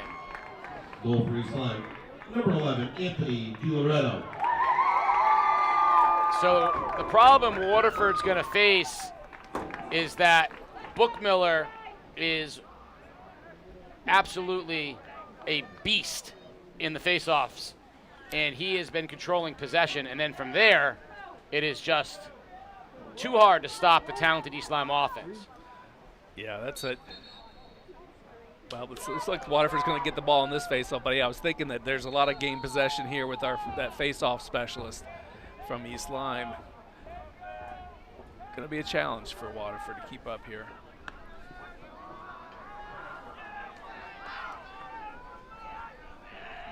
And a very aggressive defensive posture from East Lyme, playing all the way out past the 30. So Waterford try to get back into this thing now, down quickly, 2 goals. Dubicki fires high.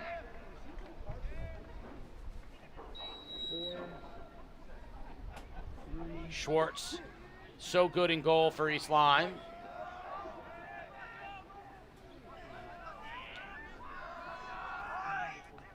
Yeah, we'll have to see if Waterford takes a strategy of like some quick passes, quick assists here versus a one-on-one game. Seems to be the case at the moment.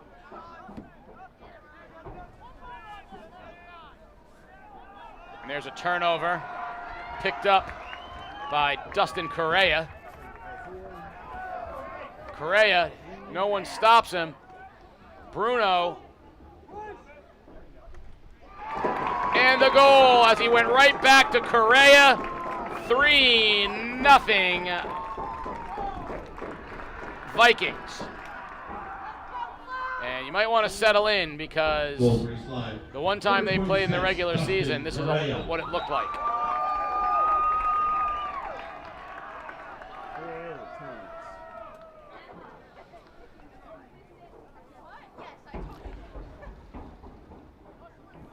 So 3-0, and we're not even halfway through the first period yet. Yeah, it looks like Waterford's going to take a timeout here and try to regroup. Well, we're going to do the same thing. We'll regroup. We've been watching Game Day live on theday.com.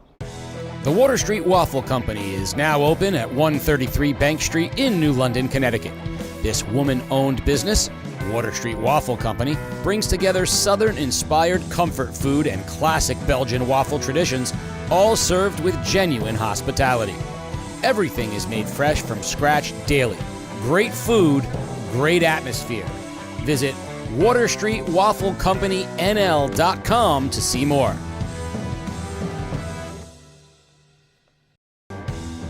This season on Game Day, all big hits are sponsored by the Norwich Sea Unicorns.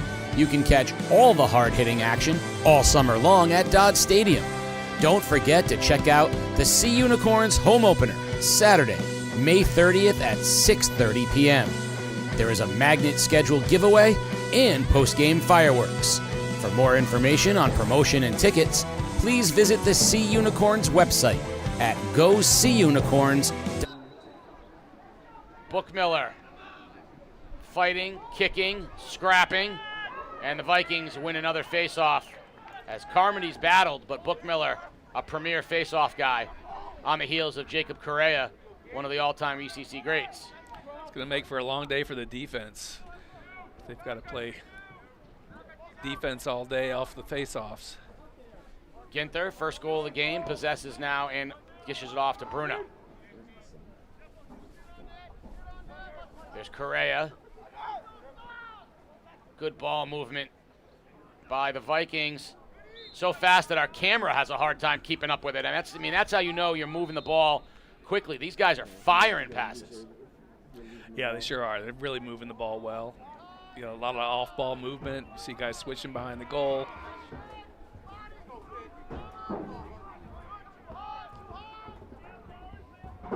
I can't look down and check out see a name on the roster. You miss a goal very easily. Haney.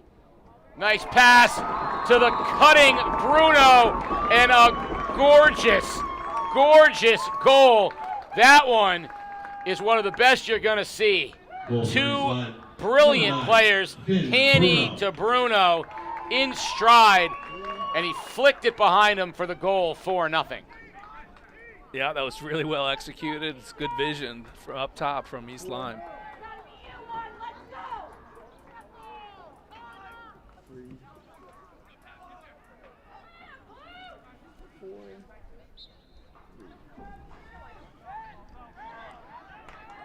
Bookmiller wins another face-off, this time to Christian Wren.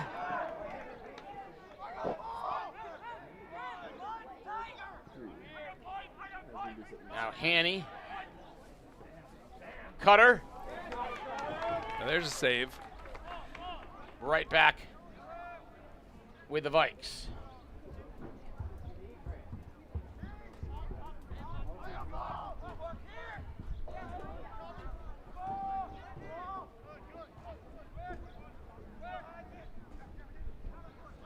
Look at the great ball movement and rifled by DiLoretto wide.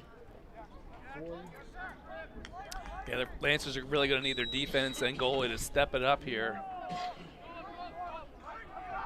Moving the ball so fast.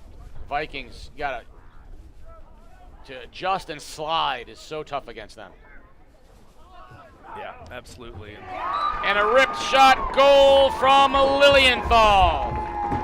5 different Vikings have scored in the first quarter. It's 5-0. Yeah, that speaks well to their depth in their lineup.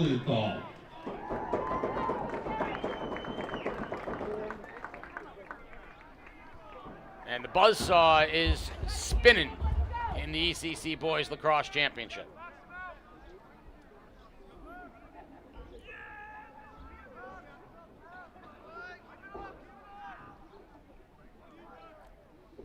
Well, let's see if Waterford can do something to control the ball here on the face-off. They're going to whistle Bookmiller on that one, so he'll head off. See if the Lancers can get something going here on offense.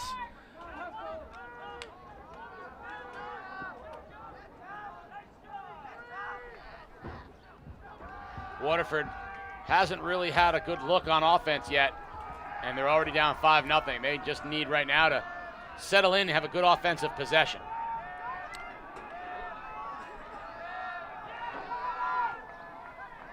Bonowitz. He gets rid of it. Nice contact, good hit, picked up by Westcott. Yeah, they're going to have to get creative on offense here.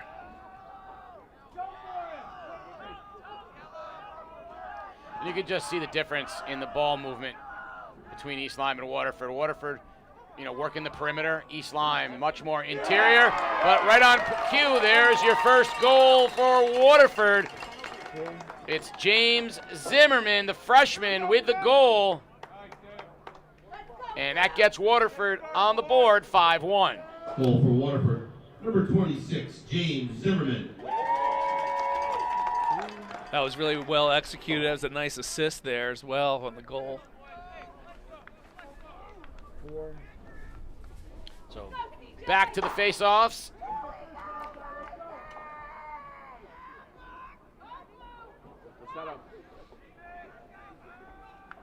You see the difference between, if you were watching earlier, the girls draw and the boys face-off. Boys face-offs on the ground, girls draw in the air. Much more physical on the ground hand play here by the boys.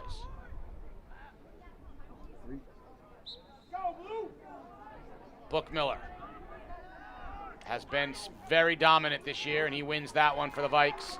And they'll go quickly through the midfield. Tapia, the long stick, gets it to Haney.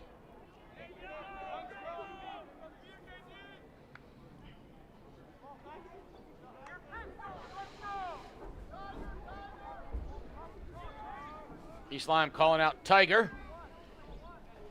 Whatever that means, it's worked out well so far.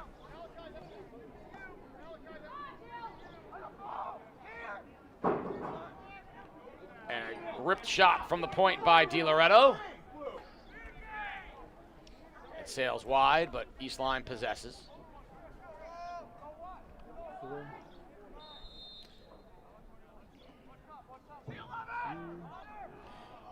Haney had a beautiful pass in front, but it was deflected out. Yep, got a lucky break on that one. He had a clean shot there in front of the net. Zimmerman looking to push it ahead for Waterford. I mean, East Lyme defense is just so aggressive, pushing them way outside. Makes it much more difficult for them to create some opportunities for each other, and creates much longer passes. That's been a problem for Waterford too. Good checks. Vikings pounce on it as they took the ball away from Dubicki. Schwartz will play it out from the keeper position.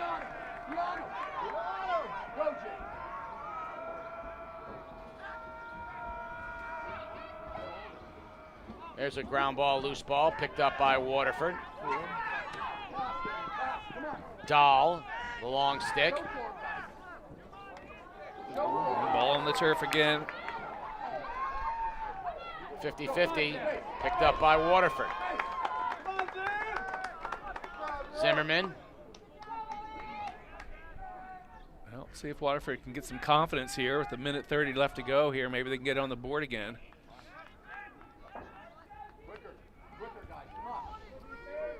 We gotta increase the tempo here, does Waterford. The passes need to leave the sticks a little sooner. Dubicki.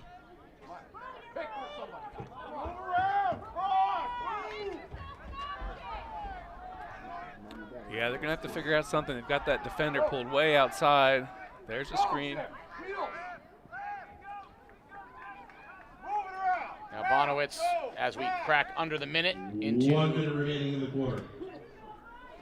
the end of the first quarter, upcoming. Bonowitz pivots right and loses it. Nice check by Christian Wren. Watch East Lyme transition. Wren to Tapia. Up ahead, Bruno. And nicely done. The keeper, Tattersall, stepped in front to knock it out. Waterford going the other direction. Yeah, maintain possession. There's a shot on goal. Ben Dubicki, senior. Mason Dubicki, the sophomore. That was Ben, the senior, with the awkward shot. Waterford possesses 21 seconds remaining. Great defense from East Lyme. Altering the pass. And though Dodani picked it up, whistle.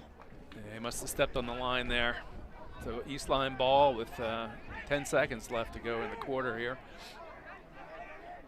And they're going to have it in the dangerous Gabe Haney's stick here.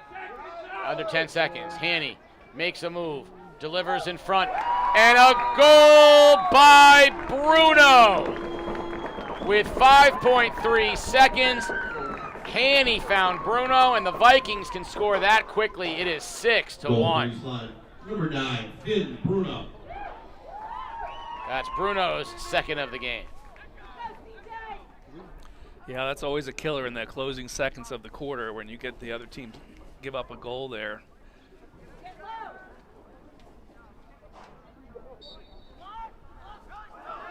Yep, possession to East Lyme again.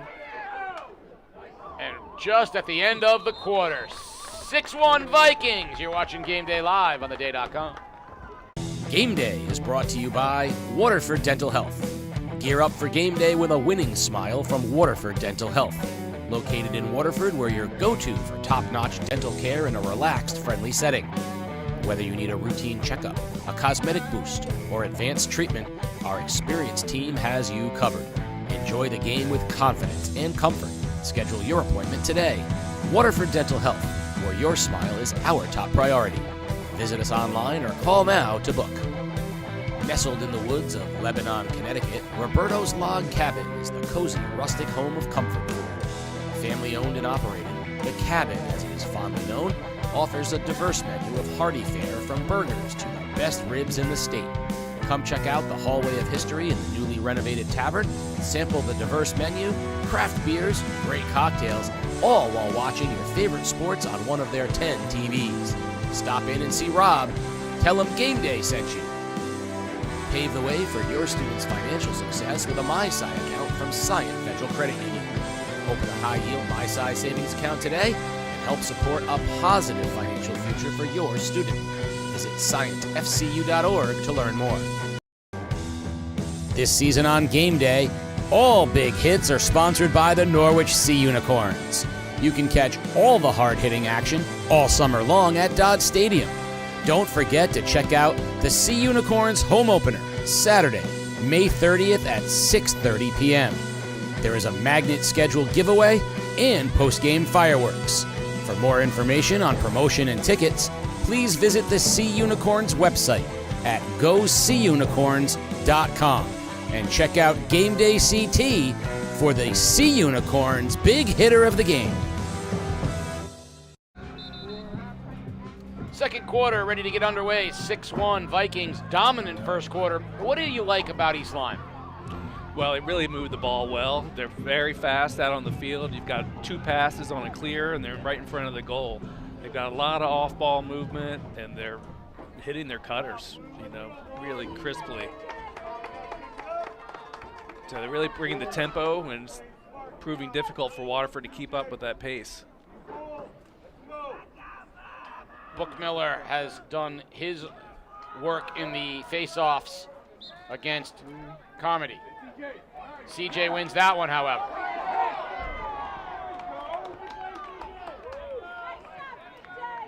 Yeah, I think they've only, that'd be the third, I think, face-off that Waterford's gained possession on. I think the other 2 were on pushes. So see if they can settle in here on the offensive side of things and cut into this 5-goal Viking lead.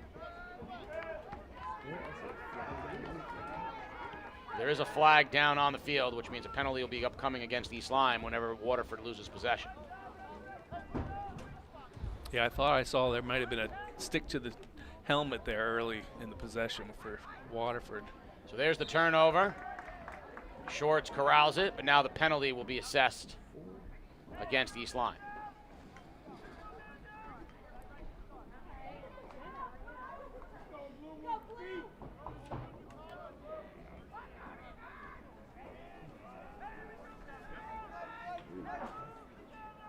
Well, the Lancers will be a man up here for a little while and see if they can take advantage of it. See what that does to the aggressiveness of the East Lyme defense, whether they'll sag into more of a zone look or whether they'll continue to pressure the ball.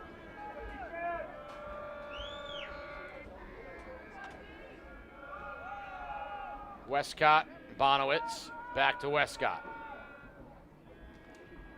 Yep. All right, Waterford maintains control there. East Lyme definitely looking to disrupt passing lanes. They're not as aggressive, but they're still very active on defense here.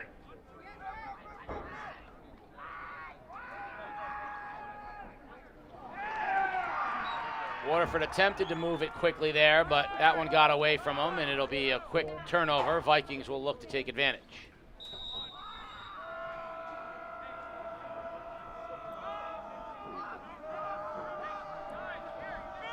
Yeah, they've got a lot of space to clear. Looks like they might turn the ball over here, though. And they do. Good call. Waterford with a chance.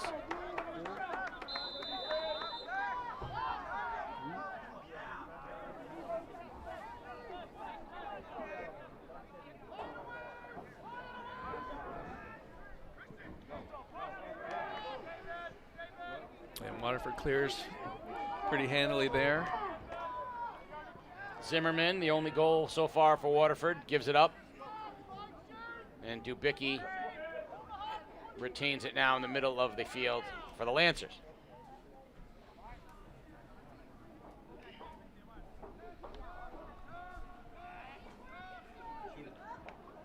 Good look, and the goal by Ben Dubicki.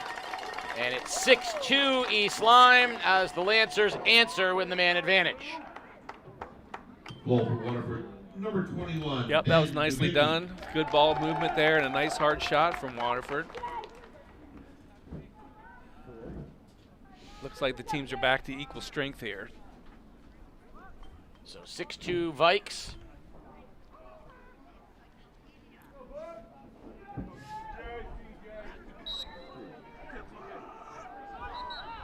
Gonna get a whistle there, Waterford. Yep, that was another push there. So Waterford controlling the ball here. Malachi Hall gives it up now. Lancers seeing if they can put 2 in a row on the board, cut into this Viking lead. They definitely maintained possession for a lot more of the second quarter. Good pass, good look, good shot, good save. Oh, nice save by the goalie. Dion had the look, but Schwartz had the save. And a turnover from Waterford. We'll give it right back to East Lyme.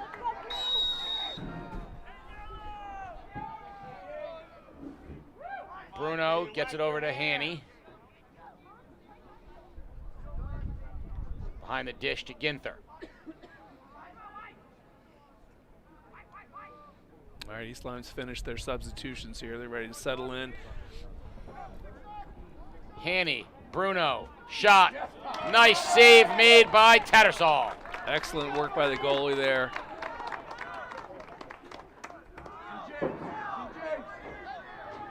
You know, East Lyme's really, they're only taking like one step and they're firing away there.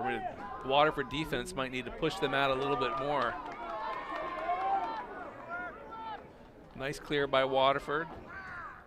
Jamison Smith with the good run and now gives it to Bonowitz. Fake and a shot. Saved by Schwartz. As Dion had another look, Schwartz has stymied him twice.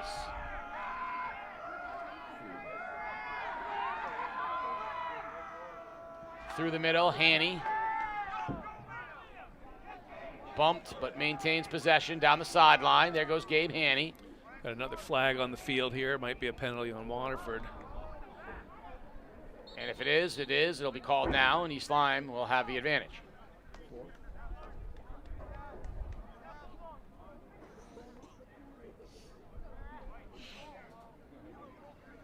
Yeah, Waterford's going to need to be more patient on offense. They kind of forced that last shot there, and they can't afford to give up the ball that easily on offense.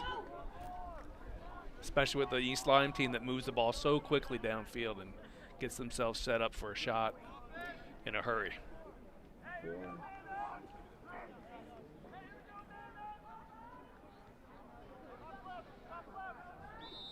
And there we go, resetting now.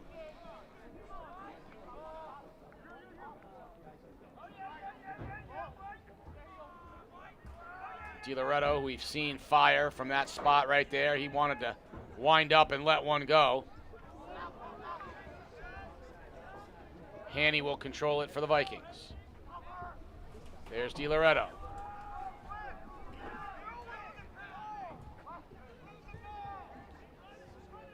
DiLoretto rips, and a beautiful save by Tattersall. No, not a nice save.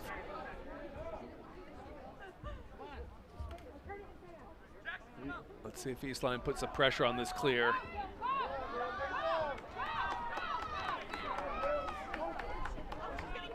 The wheels. Yep, that was a Dylan Dahl. nice clear by Waterford.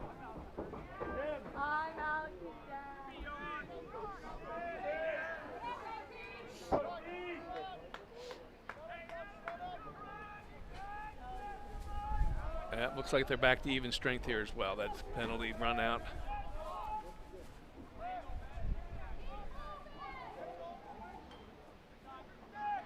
Waterford,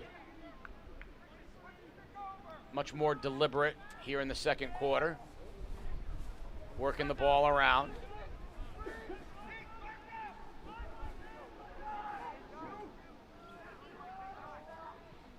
Yeah, that's good patience on offense.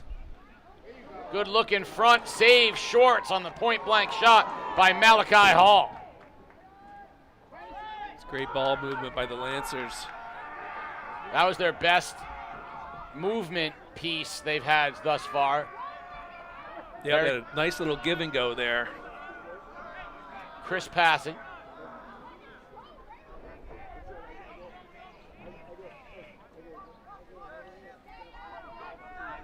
Haney. Now swinging it back behind the net.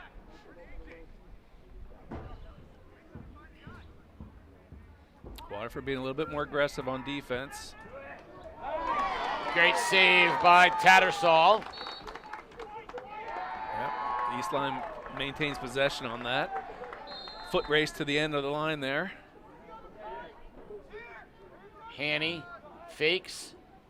Now back it goes, DiLoretto. Bruno, along with Lilienthal, all touching the ball. Pass in front. Rip high from Bruno.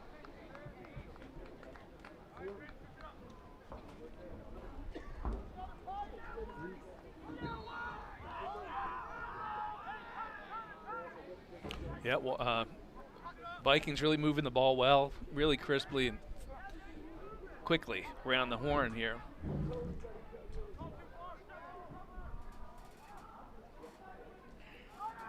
Pass in front. Nifty attempt, sails wide. Bruno wanted the behind the back goal. And instead, a goal from Haney. You can't leave him alone. He is a dominant offensive force, and he is also the 6th Viking to score. Goal for East Lyme. That's an impressive shot over the goalie's right hip. Haney, not only a great lacrosse player, but an outstanding student. He'll be heading off to the NESCAC to play lacrosse. 7-2 here with 4:39 remaining in the half.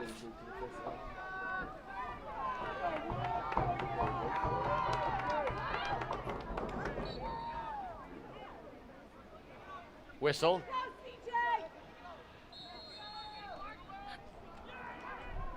Waterford possession if they can hold on to it. Dahl finally corrals it. Excuse me, check that. That was Jamison Smith. Smith corrals it. Well, let's see if Waterford can do something to cut into this lead that East Lyme's built. I like what they did in their last possession. If they can continue to move the ball around with those shorter, crisper passes. Yeah, I agree.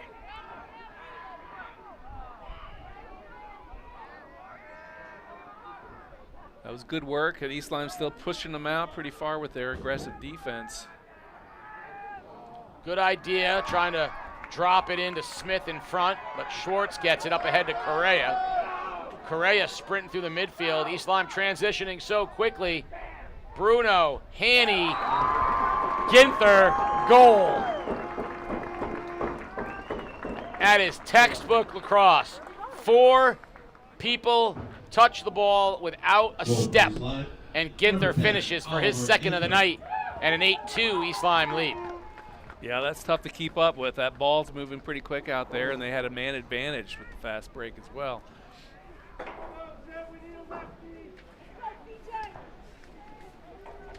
Wind starting to pick up here. Temperature starting to drop a little bit as we get towards sunset.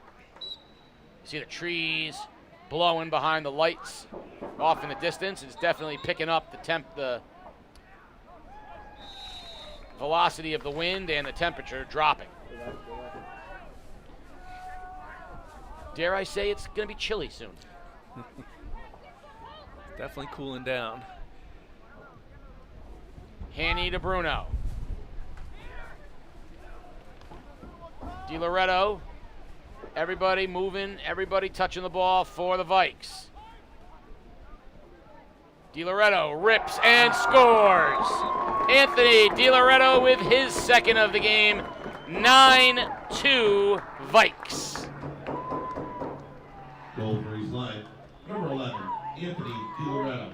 Yeah, that ball movement by the Vikings just proving too difficult to keep up with from a Waterford defense. And we saw that fast transition in the first quarter as well. Goalie to a 1 pass clear, 2 more passes, shot on goal. Again, compliments to Montville. I was talking with Athletic Director Tim Dilwig. Their new turf and track, absolutely gorgeous. Cushion on the track. The turf is beautiful, and it looks great here at the home of the Wolves.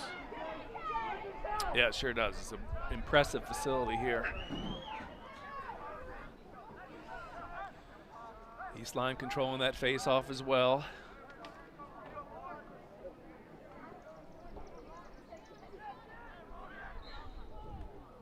Ginther was working for possession. It'll go over to Waterford. 2:42 remaining here in the half. See if Waterford can get something going here in the last couple minutes. Dahl, low pass. And out of the pack. Dietz for East Lyme.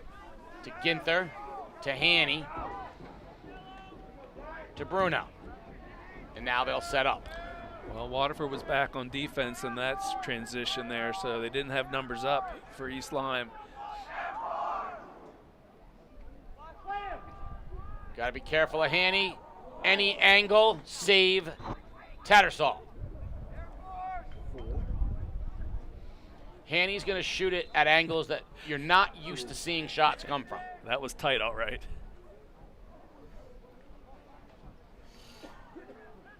Bruno in front. Point blank shot. Save by Tattersall as Sosha had a chance. You see the physical play of Malachi Hall. Must be a timeout, Waterford. Timeout taken. We'll take a break. You're watching Game Day Live on theday.com. Game Day is brought to you by Waterford Dental Health. Gear up for game day with a winning smile from Waterford Dental Health. Located in Waterford, we're your go-to for top-notch dental care in a relaxed, friendly setting. Whether you need a routine checkup, a cosmetic boost, or advanced treatment, our experienced team has you covered. Enjoy the game with confidence and comfort. Schedule your appointment today.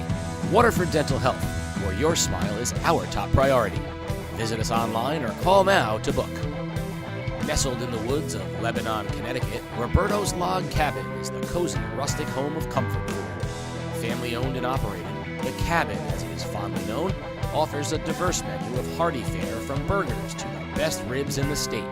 Come check out the hallway of history in the newly renovated tavern, sample the diverse menu, craft beers, great cocktails, all while watching your favorite sports on one of their 10 TVs. Stop in and see Rob. Tell him Game Day sent you. Pave the way for your students' financial success with a MySci account from Science Federal Credit Union. Open a high-yield MySci savings account today and help support a positive financial future for your student. Visit scientfcu.org to learn more. 1:46 remaining here in the first half. It's been an East Lyme show.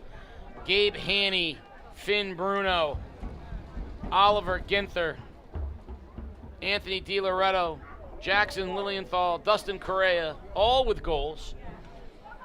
6 different Vikings have accounted for 9 goals. Yeah, that's a lot to keep up with from the Lancers. Got a lot of scoring on East Lyme. Dubicki was being hounded by Tapia. Now he'll spin back towards the middle of the field. Tapia stays right with him like a horsefly.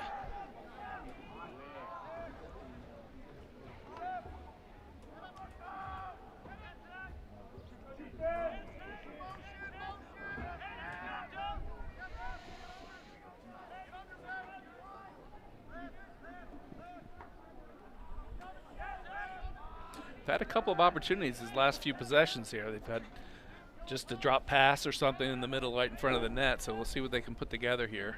Under a minute. Lancers trying to get something mounted on offense.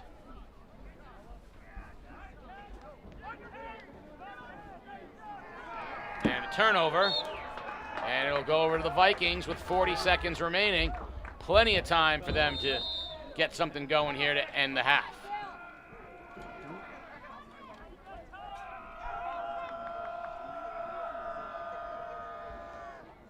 Yeah, they've shown they only need about 10 seconds to get the ball down there and a shot on goal. So we'll see what the Lancers can do to fend that off. Haney behind the goal. Finds the cutter. And a goal for Sosha. And that is a new person into the scoring column for the Vikings. The 7th person to score the 10th goal of the half.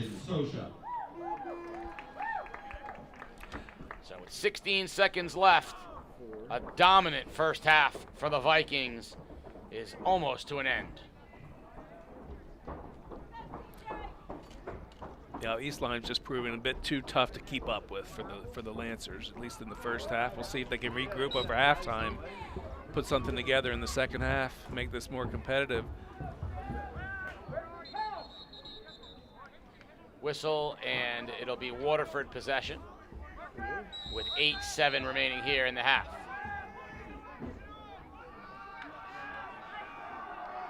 Hall. And that'll run out the clock at halftime. 10-2 East Lyme. Stay tuned for some halftime highlights. And then on the other side, it's second half action. You're watching Game Day live on theday.com. It's time for Game Day's Athletes of the Future, Great 8 Plays of the Week. Let's start at number 8 with Montville Lacrosse's Kyle Aladia. I don't even know how to describe this. Behind the back, kind of an underhand scoop shot versus Old Lyme, but no matter what, he found the net. Goal for Montville. At number 7, let's go to Fitch Lacrosse's Bethany Lovering. What a career. Here's her 200th goal of her career. She went on to break the school record with 203 goals in this very game. Congratulations to Bethany. At number 6, Southeast Soccer Club's Caleb Trost. Let's see about, can he bend it around and keep it low and get it off the bar? And that's a goal. Trost with the free kick shot. At number 5, Southern New London County Mutiny Football 15U, Quavion Holder with the interception, and then good luck tackling Holder. You can't get a holder of him. He is off to the end zone for one of our favorites. It's a pick 6, 47 yards in the semifinals. Well done, Quavion. At number 4, Callan Keefe, East Lyme Lacrosse doesn't even need both hands. The one-handed catch and the goal right there. 4 goals and an assist for Keefe.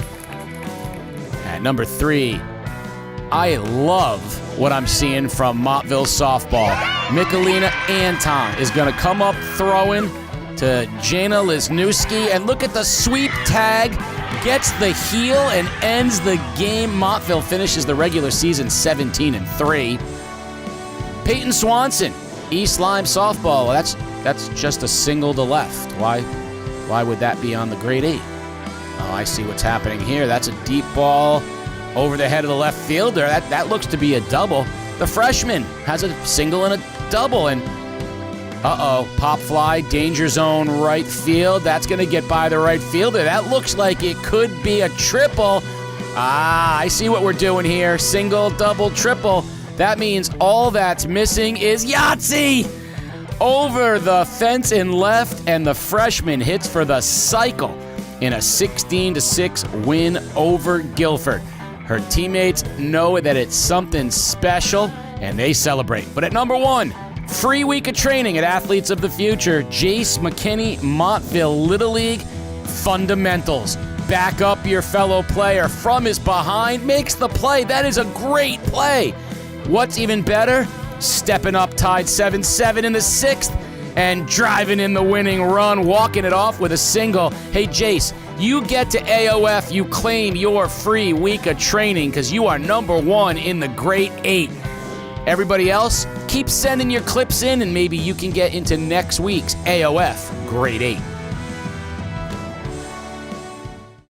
I switched to goalie in 7th grade because our goalie moved. And then last year, our starting goalie was really good, so he started, and then I played in the field last year.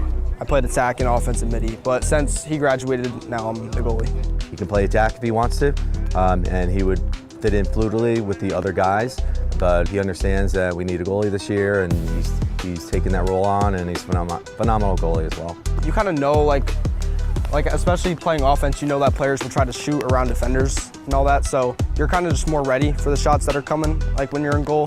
You definitely know like the angles that players are looking for. Understanding what the attack are doing, it gives him an advantage because he can kind of read what they're trying to set up offensively, and it helped him last year. We had him actually play a couple games of attack, and he was able to kind of understand what the defense was trying to do, and he scored a couple goals, and so it was great. On clearances, are you more prepared to run out and become a field player? Yeah, of course. Like if I get the opportunity, I'll always run out of the goal. I mean, Coach White doesn't like it too much. He gets a little nervous, but if it's in range, I'll definitely go for it. Yes, Reggie wants to get down the field, so even with the keeper stick in his hand, he'll come out, and there's going to be times where he has to do it. And he's just an athlete, and he knows what's going to happen. And so I trust him. Though I don't like him coming out of the crease, I trust his judgment and things. I'm going to Texas Christian University next year, studying nursing, participating in the Army ROTC. So that's next. I might play club lacrosse. I know they're pretty good. If you want to call somebody a student athlete, he is a student athlete. Having that vision for what his career is going to be after high school, it's just a credit to him. He's just a solid individual.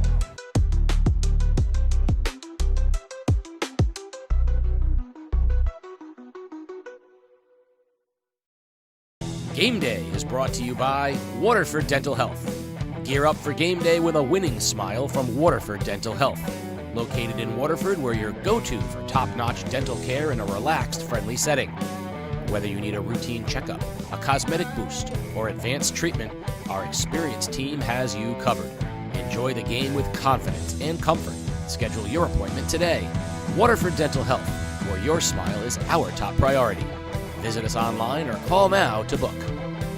Nestled in the woods of Lebanon, Connecticut, Roberto's Log Cabin is the cozy, rustic home of comfort food. Family owned and operated, the Cabin, as it is fondly known, offers a diverse menu of hearty fare from burgers to the best ribs in the state. Come check out the Hallway of History in the newly renovated tavern, sample the diverse menu, craft beers, great cocktails, all while watching your favorite sports on one of their 10 TVs. Stop in and see Rob. Tell him Game Day sent you. Pave the way for your students' financial success with a MySci account from Scient Federal Credit Union. Open a high-yield MySci savings account today and help support a positive financial future for your student. Visit scientfcu.org to learn more. The Water Street Waffle Company is now open at 133 Bank Street in New London, Connecticut. This woman-owned business Water Street Waffle Company brings together Southern-inspired comfort food and classic Belgian waffle traditions, all served with genuine hospitality. Everything is made fresh from scratch daily. Great food, great atmosphere. Visit WaterStreetWaffleCompanyNL.com to see more.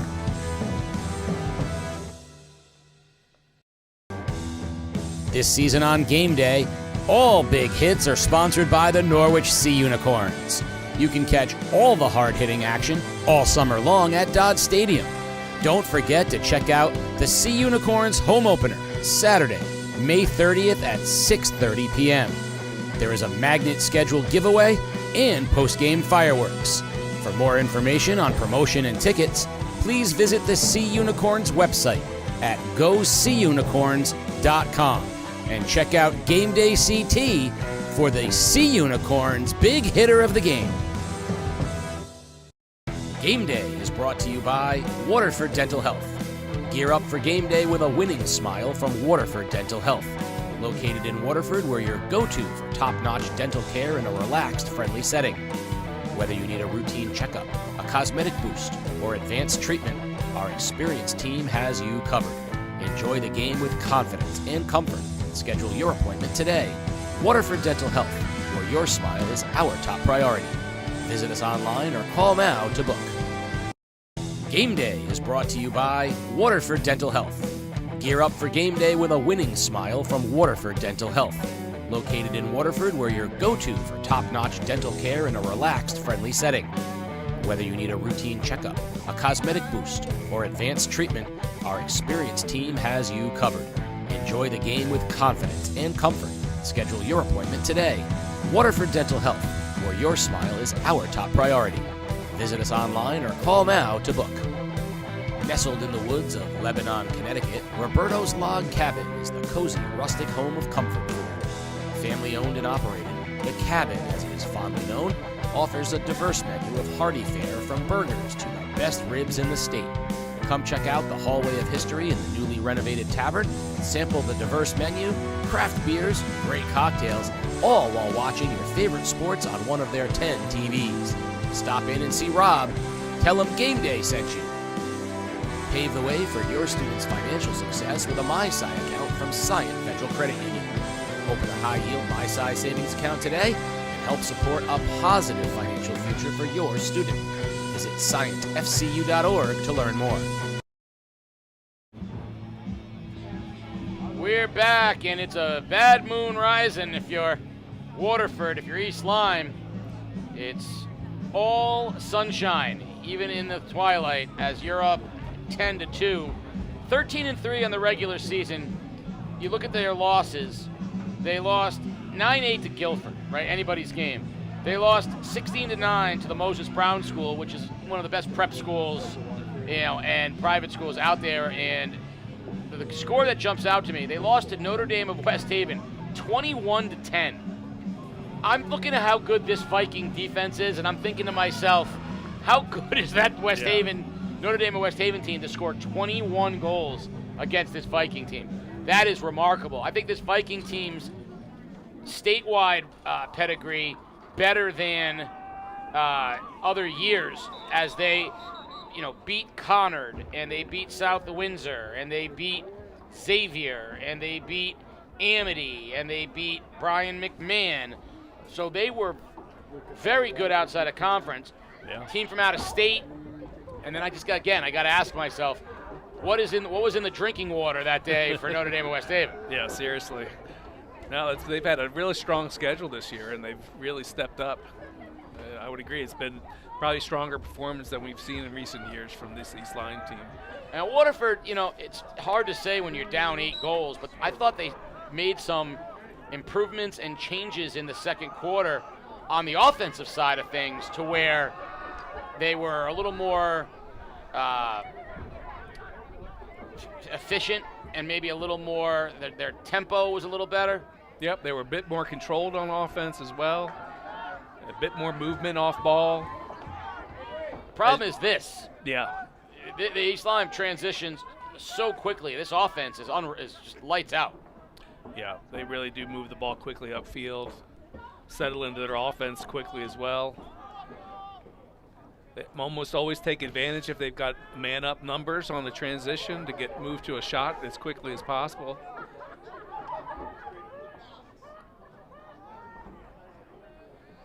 Hanny to Bruno, looking for his cutter. Spins, shoots, and goes wide. Stays with East Lyme.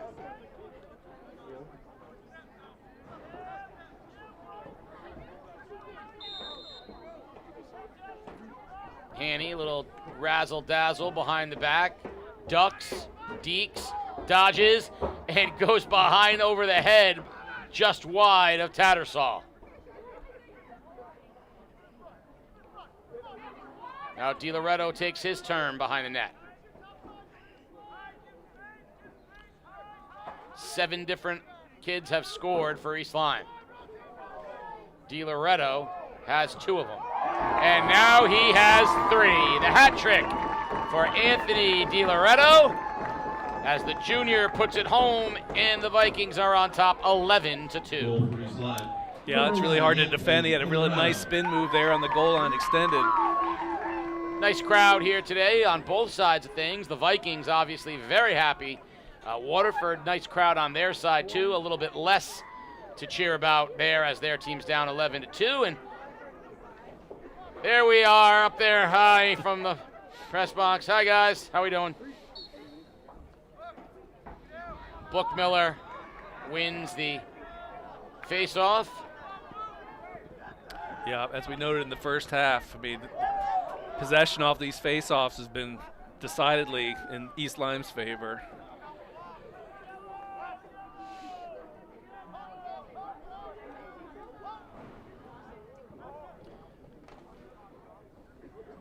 Bruno looking for his cutter. He was looking for Sosha. Now it's back up top. Lilienthal spins, looks, shoots, and scores his second of the game. Jackson Lilienthal. It's 12-2, which means it's a 10-goal lead for East Lyme. So does that trigger running clock? I believe it does. I mean, we don't see the clock moving yet here, but I do think that normally a 10-goal differential will trigger a running clock. So we'll see now if that is in fact what happens, and if once the whistle blows, the clock stays.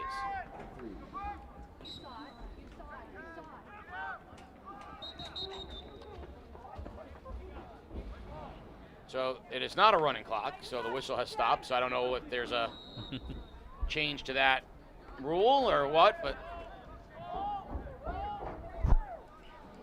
Yeah, we'll see how this progresses here. Waterford took possession of that face-off, looked like on a push again. Yeah, they were much better, like I said, in the second quarter on offense. Avery Bonowitz with it right now. They were moving it a little crisper. Yeah, they sure were, and this was the shot goes wide, stays with the Lancers. This is their first opportunity here in the third quarter to have an offensive set.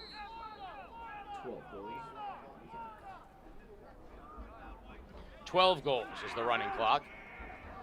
So Waterford trying to get one here to kind of stave off that idea.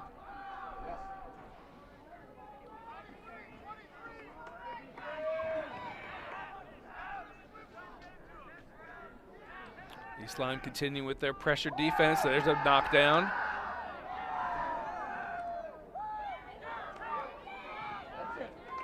Waterford keeps control with Smith. Now over to Westcott.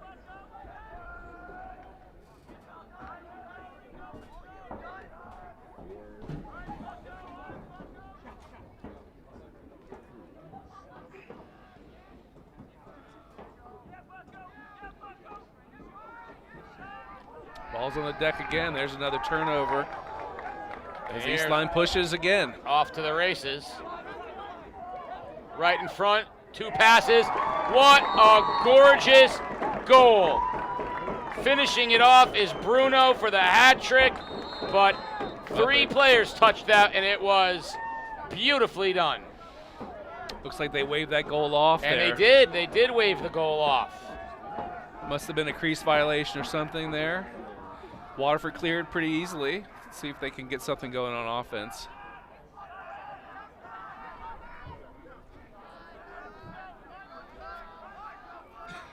Just another example of how quickly the ball can move, and especially with the East Lyme transition from defense to offense. And loose, and Bonowitz over. It goes to Zimmerman. And Waterford will work the perimeter.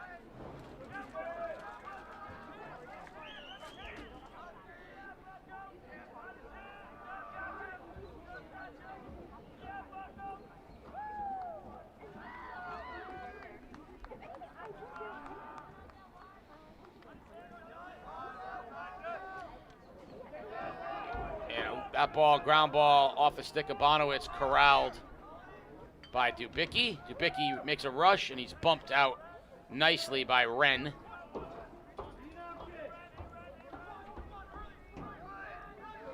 Oh, Waterford controlling the ball here. Had a few lucky bounces there when the ball hits the deck. And maintain possession here as well. Oh, nice goal scored by Zimmerman. His second of the game. Freshman James Zimmerman has cut the lead to 12-3. Goal for Waterford. Number 26, James Zimmerman. For those interested, over at Dodd Stadium, your Division I boys baseball final to be seen here live on, not here, but to be seen there live tomorrow night on game day. East Lyme and NFA have punched their tickets.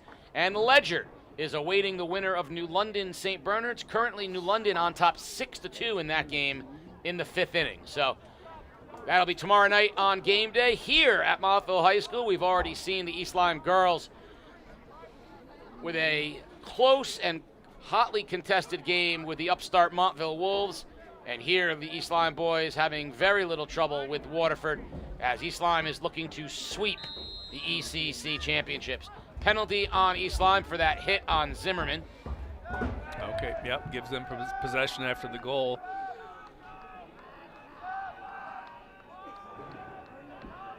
They'll work it around. Bonowitz and Dubicki in the middle. Much better ball movement here. The shot from Dubicki sails high, and that'll go back over to the East Lyme. That's great effort by the goalie there to beat out the Waterford and get into the end line there for that out of bounds. Yeah, Schwartz, very heads up, former player, got in the goal. He loves to come out of the goal whenever he can. Bruno absorbs 3 hits, and then finally buried from behind by Dubicki, and out goes the flag.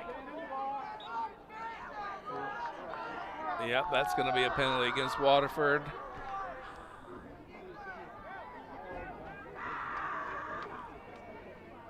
Have a little 5-on-5 here for a while. Love that. Nothing better than a little reduced numbers, even matched up on out there like that. Let's go 3v3. Yeah, opens things up a bit.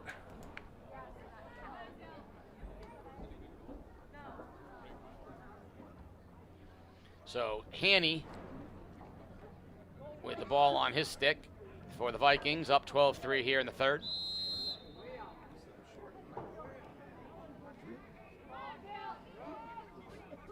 Knowing how good East Lyme is with their spacing, I would expect this to be an advantage for them, even strength down men. Yeah, I agree. And they're spreading the defense out. Now they're up a man. DiLoretto to Bruno, back up top. Lilienthal, Sosha, everybody touching it for the Vikes. Ginther, Haney, all the offensive players touching the ball on this possession. Haney, nice save. Well done, well done.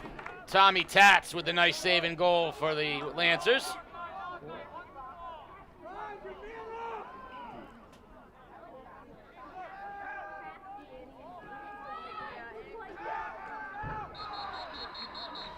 Turnover will get over to East Lyme. There goes Hanny.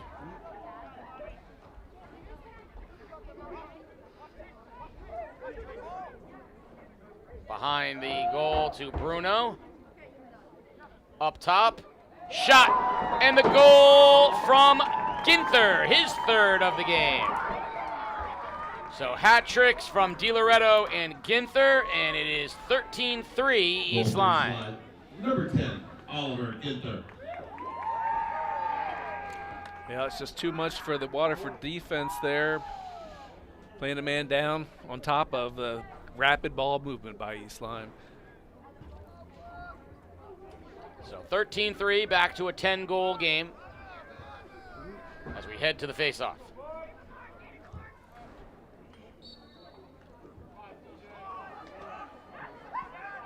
Vikings pick up that one. Wren gives it to Bruno.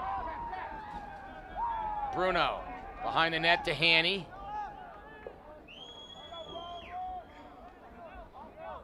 Now Correa.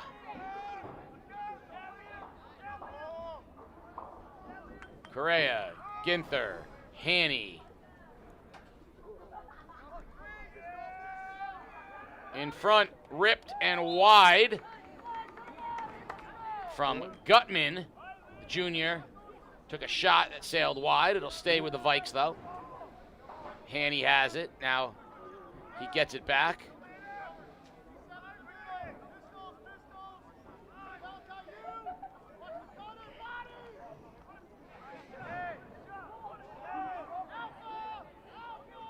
Yep, good movement again. All the players touching on the offensive side here. Interference against East Lyme, so Waterford will go on the offensive.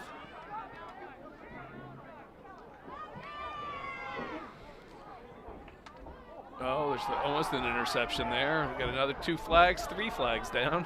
1 flag, 2 flag, 3 flag, 4. And that's going to go against Waterford, so we'll stop the clock, and all those penalties appear to be against East Lyme.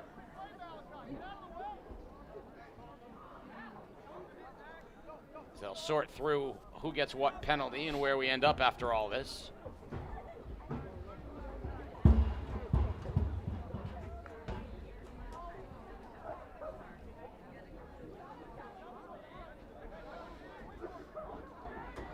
So it looks like Waterford's back to their full strength, so we've got a man-up situation for Waterford here. 3:22 remaining in the third.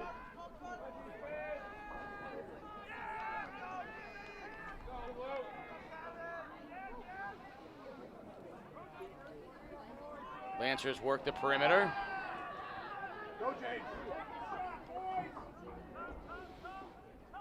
Yeah, the Vikings doing a good job of keeping up with the ball movement there on defense.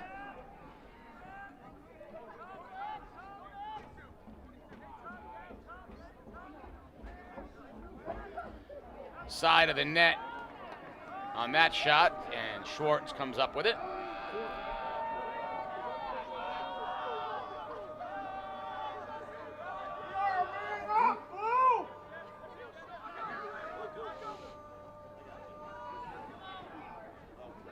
Well, nice recovery there to maintain possession for East Lyme. DiLoretto.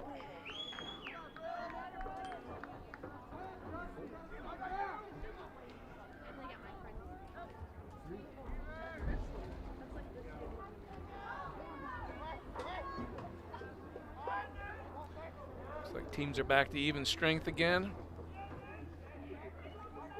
East Lyme comfortably swinging it around. Lilienthal. Ginther, now over it goes to Hanny. Under 2 minutes in the third.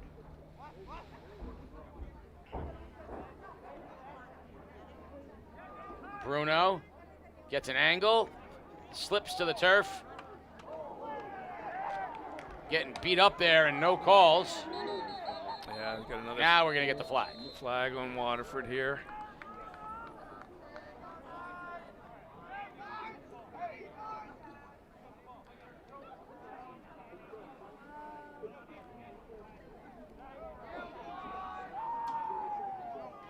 Vikings looking to take advantage here of the advantage. I think they've sent 2 players off. We're going to have a 6-4 advantage for the Vikings here. 1:38 remaining in the third. 2-man advantage for the Vikings.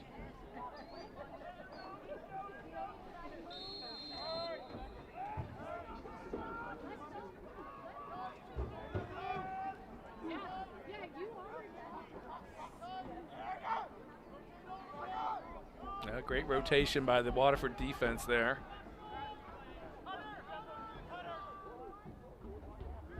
There's the cutter, Bruno, shot, and he scores, and there's Finn Bruno's third of the game.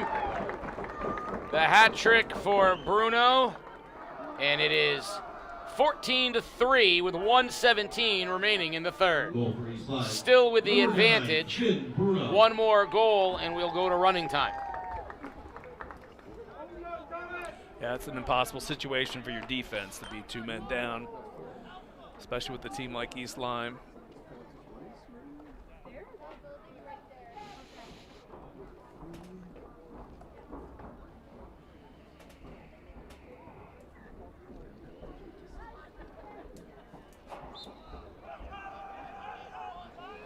East Lyme controls with Wren.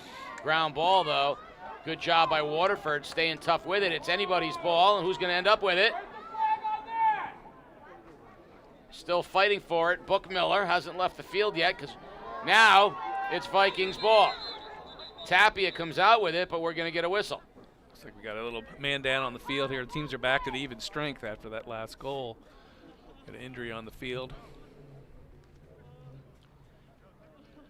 So while they attend to the injury, we'll take a quick break. You're watching Game Day live on theday.com. Game Day is brought to you by Waterford Dental Health. Gear up for game day with a winning smile from Waterford Dental Health. Located in Waterford, where your go-to for top-notch dental care in a relaxed, friendly setting. Whether you need a routine checkup, a cosmetic boost, or advanced treatment, our experienced team has you covered. Enjoy the game with confidence and comfort. Schedule your appointment today. Waterford Dental Health, where your smile is our top priority. Visit us online or call now to book. Nestled in the woods of Lebanon, Connecticut, Roberto's Log Cabin is the cozy, rustic home of comfort food. Family owned and operated, the Cabin, as it is fondly known, offers a diverse menu of hearty fare from burgers to the best ribs in the state. Come check out the Hallway of History in the newly renovated tavern, sample the diverse menu, craft beers, great cocktails, all while watching your favorite sports on one of their 10 TVs. Stop in and see Rob. Tell him Game Day sent you. Pave the way for your students' financial success with a MySci account from Scient Federal Credit Union. Open a high-yield MySci savings account today and help support a positive financial future for your student. Visit scientfcu.org to learn more. This season on Game Day, all big hits are sponsored by the Norwich Sea Unicorns. You can catch all the hard-hitting action all summer long at Dodd Stadium. Don't forget to check out the Sea Unicorns home opener, Saturday, May 30th at 6:30 p.m. There is a magnet scheduled giveaway and post-game fireworks. For more information on promotion and tickets, please visit the Sea Unicorns website at goseaunicorns.com and check out Game Day CT for the Sea Unicorns big hitter of the game. The Water Street Waffle Company is now open at 133 Bank Street in New London, Connecticut. This woman-owned business, Water Street Waffle Company, brings together Southern-inspired comfort food and classic Belgian waffle traditions, all served with genuine hospitality. Everything is made fresh from scratch daily. Great food, great atmosphere. Visit WaterStreetWaffleCompanyNL.com to see more. Game Day is brought to you by Waterford Dental Health. Gear up for game day with a winning smile from Waterford Dental Health. Located in Waterford, where your go-to for top-notch dental care in a relaxed, friendly setting. Whether you need a routine checkup, a cosmetic boost, or advanced treatment, our experienced team has you covered. Enjoy the game with confidence and comfort. Schedule your appointment today. Waterford Dental Health, where your smile is our top priority. Visit us online or call now to book. 58 seconds remaining in the third. Injured player on the field they're tending to. We'll be back when that's resolved. You're watching Game Day Live on theday.com. It's time for Game Day's Athletes of the Future, Great 8 Plays of the Week. Let's start at number 8 with Montville Lacrosse's Kyle Aladia. I don't even know how to describe this. Behind the back, kind of an underhand scoop shot versus Old Lyme, but no matter what, he found the net. Goal for Montville. At number 7, let's go to Fitch Lacrosse's Bethany Lovering. What a career. Here's her 200th goal of her career. She went on to break the school record with 203 goals in this very game. Congratulations to Bethany. At number 6, Southeast Soccer Club's Caleb Trost. Let's see about, can he bend it around and keep it low and get it off the bar? And that's a goal. Trost with the free kick shot. At number 5, Southern New London County Mutiny Football 15U, Quavion Holder with the interception, and then good luck tackling Holder. You can't get a holder of him. He is off to the end zone for one of our favorites. It's a pick 6, 47 yards in the semifinals. Well done, Quavion.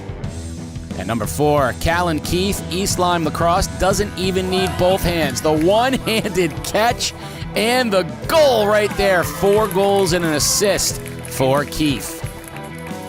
At number 3, I love what I'm seeing from Montville softball. Michalina Anton is going to come up throwing to Jana Lisnewski, and look at the sweep tag, gets the heel and ends the game. Montville finishes the regular season 17-3. Peyton Swanson, East Lyme softball. That's just a single to left. Why would that be on the grade 8? Oh, I see what's happening here. That's a deep ball over the head of the left fielder. That looks to be a double. The freshman has a single and a double, and pop fly, danger zone right field. That's going to get by the right fielder. That looks like it could be a triple. I see what we're doing here. Single, double, triple. That means all that's missing is Yahtzee! Over the fence and left, and the freshman hits for the cycle in a 16-6 win over Guilford. Her teammates know that it's something special, and they celebrate. But at number 1, free week of training at Athletes of the Future, Jace McKinney, Montville Little League fundamentals. Back up your fellow player from his behind, makes the play. That is a great play. What's even better? Stepping up, tied 7-7 in the 6th, and driving in the winning run, walking it off with a single. Hey, Jace, you get to AOF, you claim your free week of training because you are number 1 in the Great 8. Everybody else, keep sending your clips in, and maybe you can get into next week's AOF Grade 8. I switched to goalie in 7th grade because our goalie moved. And then last year, our starting goalie was really good, so he started, and then I played in the field last year. I played attack and offensive midi, but since he graduated, now I'm the goalie. He can play attack if he wants to, and he would fit in fluidly with the other guys, but he understands that we need a goalie this year, and he's taking that role on, and he's phenomenal goalie as well. You kind of know, like especially playing offense, you know that players will try to shoot around defenders and all that, so you're kind of just more ready for the shots that are coming, like when you're in goal. You definitely know like the angles that players are looking for. Understanding what the attacker doing, it gives him an advantage because he can kind of read what they're trying to set up offensively, and it helped him last year. We had him actually play a couple games of attack, and he was able to kind of understand what the defense was trying to do, and he scored a couple goals, and so it was great. On clearances, are you more prepared to run out and become a field player? Yeah, of course. Like if I get the opportunity, I'll always run out of the goal. I mean, Coach White doesn't like it too much. He gets a little nervous, but if it's in range, I'll definitely go for it. Yes, Reggie wants to get down the field, so even with the keeper stick in his hand, he'll come out, and there's going to be times where he has to do it. And he's just an athlete, and he knows what's going to happen, and so I trust him. Though I don't like him coming out of the crease, I trust his judgment and things. I'm going to Texas Christian University next year, studying nursing, participating in the Army ROTC. So that's next.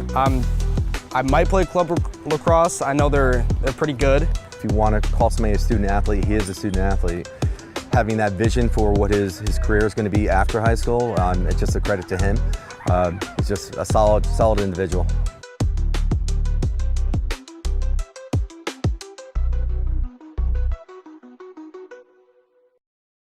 It's kind of a funny story. My mom saw on Facebook this Air Force auxiliary program that a family friend did, and I was like, yeah, I want to do that. So I joined, and now I have a scholarship for flying. I know she was interested in the military academies. That was the first thing, and she's that type of person. You know, she's very conscientious of how she handles herself, how she treats herself, her physical makeup. I fly 3 to 4 times a week after school, and I have my private pilot check ride next week. It's pretty challenging, but it's really like a passion of mine, and I've really found a love for it, so I make it work. I fit it in. So I fly with Ben Flying Flight School out of East Haddam, so we fly at a Goodspeed airport. I've flown solo up to Cape Cod. We fly all over Connecticut, New York, a lot in Rhode Island as well. I went to a flight academy over the summer, and I soloed the day I got back, and it was nerve-wracking the first time because it's something not a lot of people do, and it's just you in the plane, so all the responsibilities on you. And that first time that I soloed, it was like, wow, like it gave me so much confidence, and ever since that moment, like I've known that it's what I want to do. Ani's been a 4-year varsity player, 3-year starter pretty much for us, captain this year obviously. She's great with the younger players and the more inexperienced players, getting them ready to play, and we rely on her to be there and be that consistent person. This summer I'll be headed to the United States Naval Academy. I'll be entering plebe summer in June, and then I'll enter for the next 4 years. She had options. She had, Coast Guard, she had Air Force. Anybody that's worthy of being selected not only at one service academy but at 3 service academies is really a high quality person. She found out early on what it takes to be, someone that would be at a military academy and kind of modeled or fashioned her life after. This was maybe her sophomore year, so for the last 2 years she's pretty much lived that lifestyle of what it would take to get into the academy academically, physically, just being a great person overall. So my major is aerospace engineering. So my desired service selection's naval aviation. So I'm hoping to go to their flight school in Pensacola after graduation.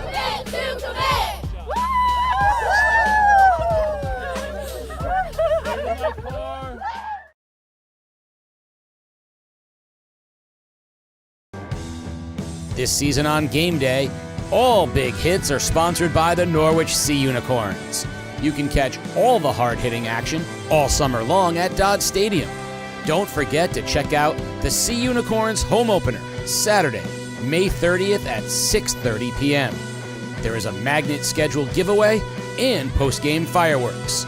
For more information on promotion and tickets, please visit the Sea Unicorns website at goseaunicorns.com and check out Game Day CT for the Sea Unicorns big hitter of the game.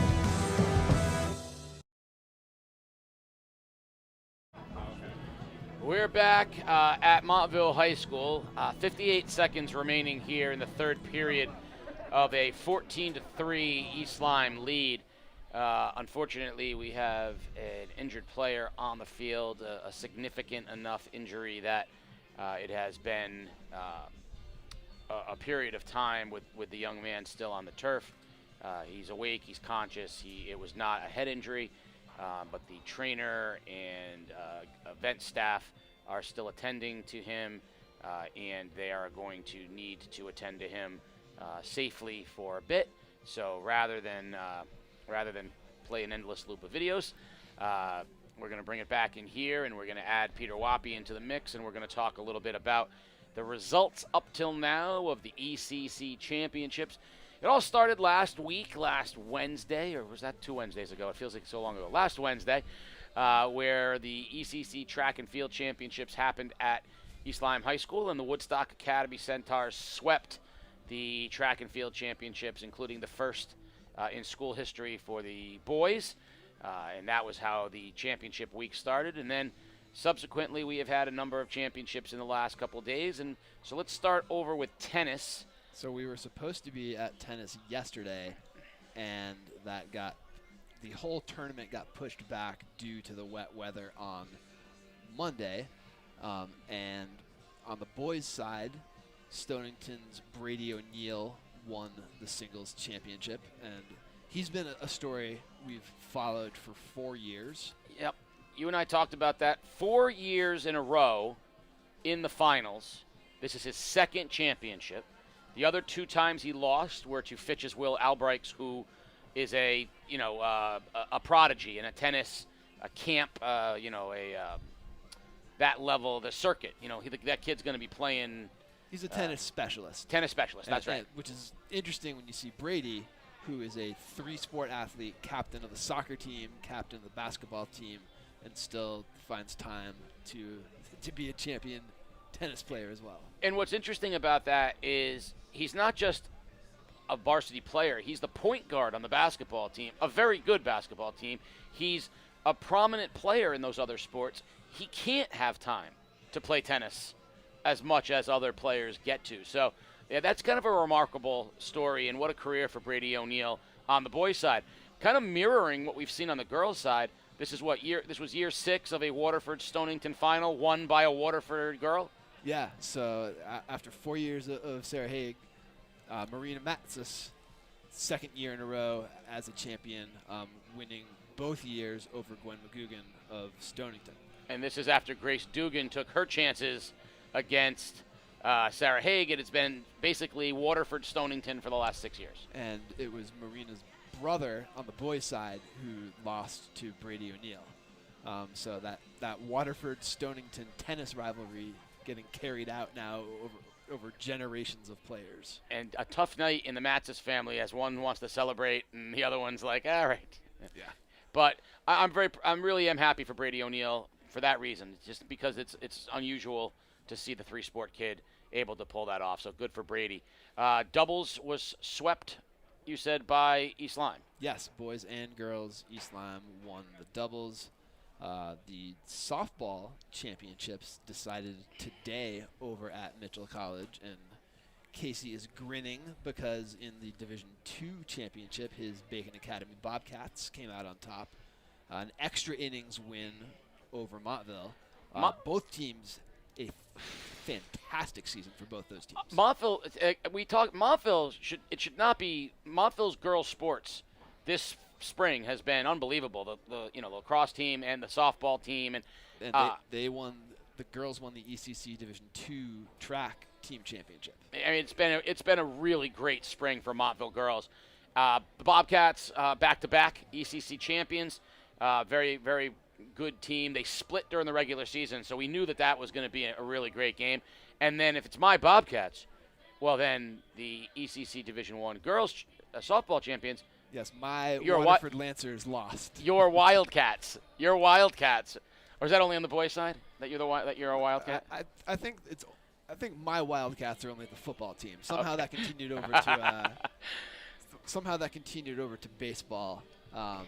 But our good friend Andy Walker, Waterford went in as a 6 seed and ran through their first 2 rounds. But NFA has been the class of ECC softball. I think they were the only team to crack the top 10 poll at one point this season. But the player of the year in softball was from Fitch.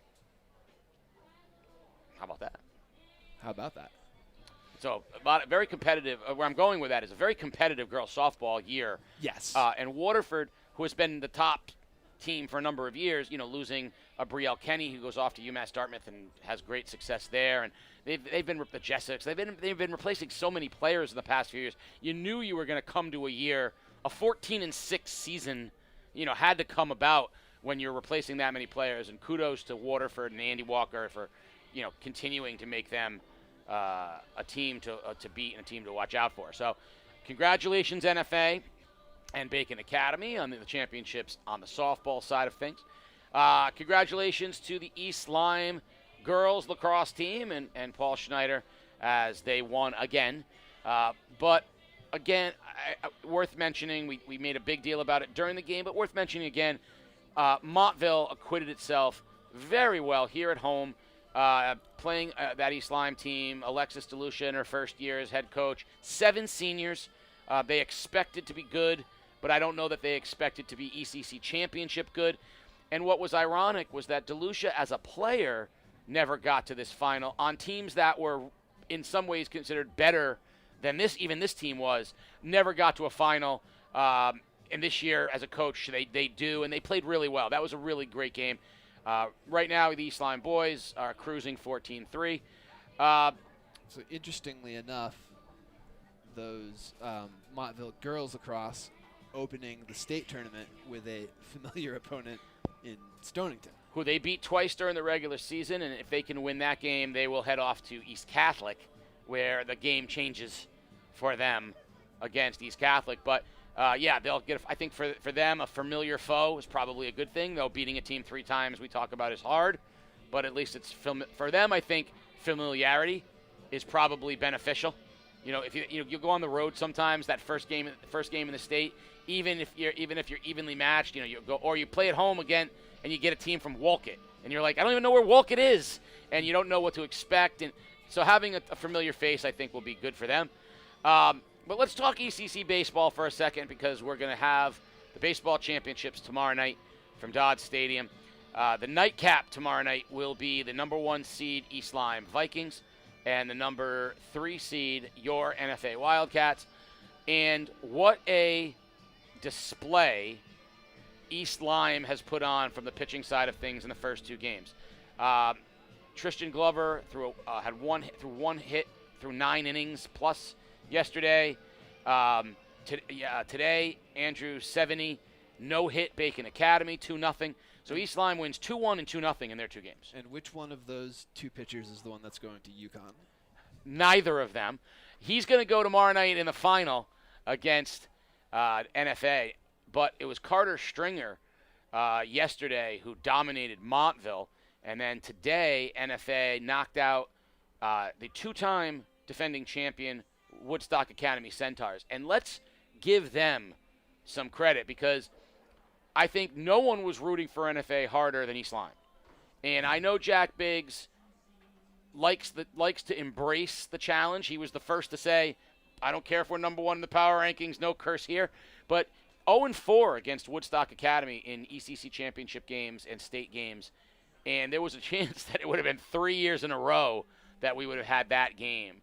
I think Woodstock played great down the stretch of the tournament, but East Lyme a favorite tomorrow night against NFA, and it should be a real good one.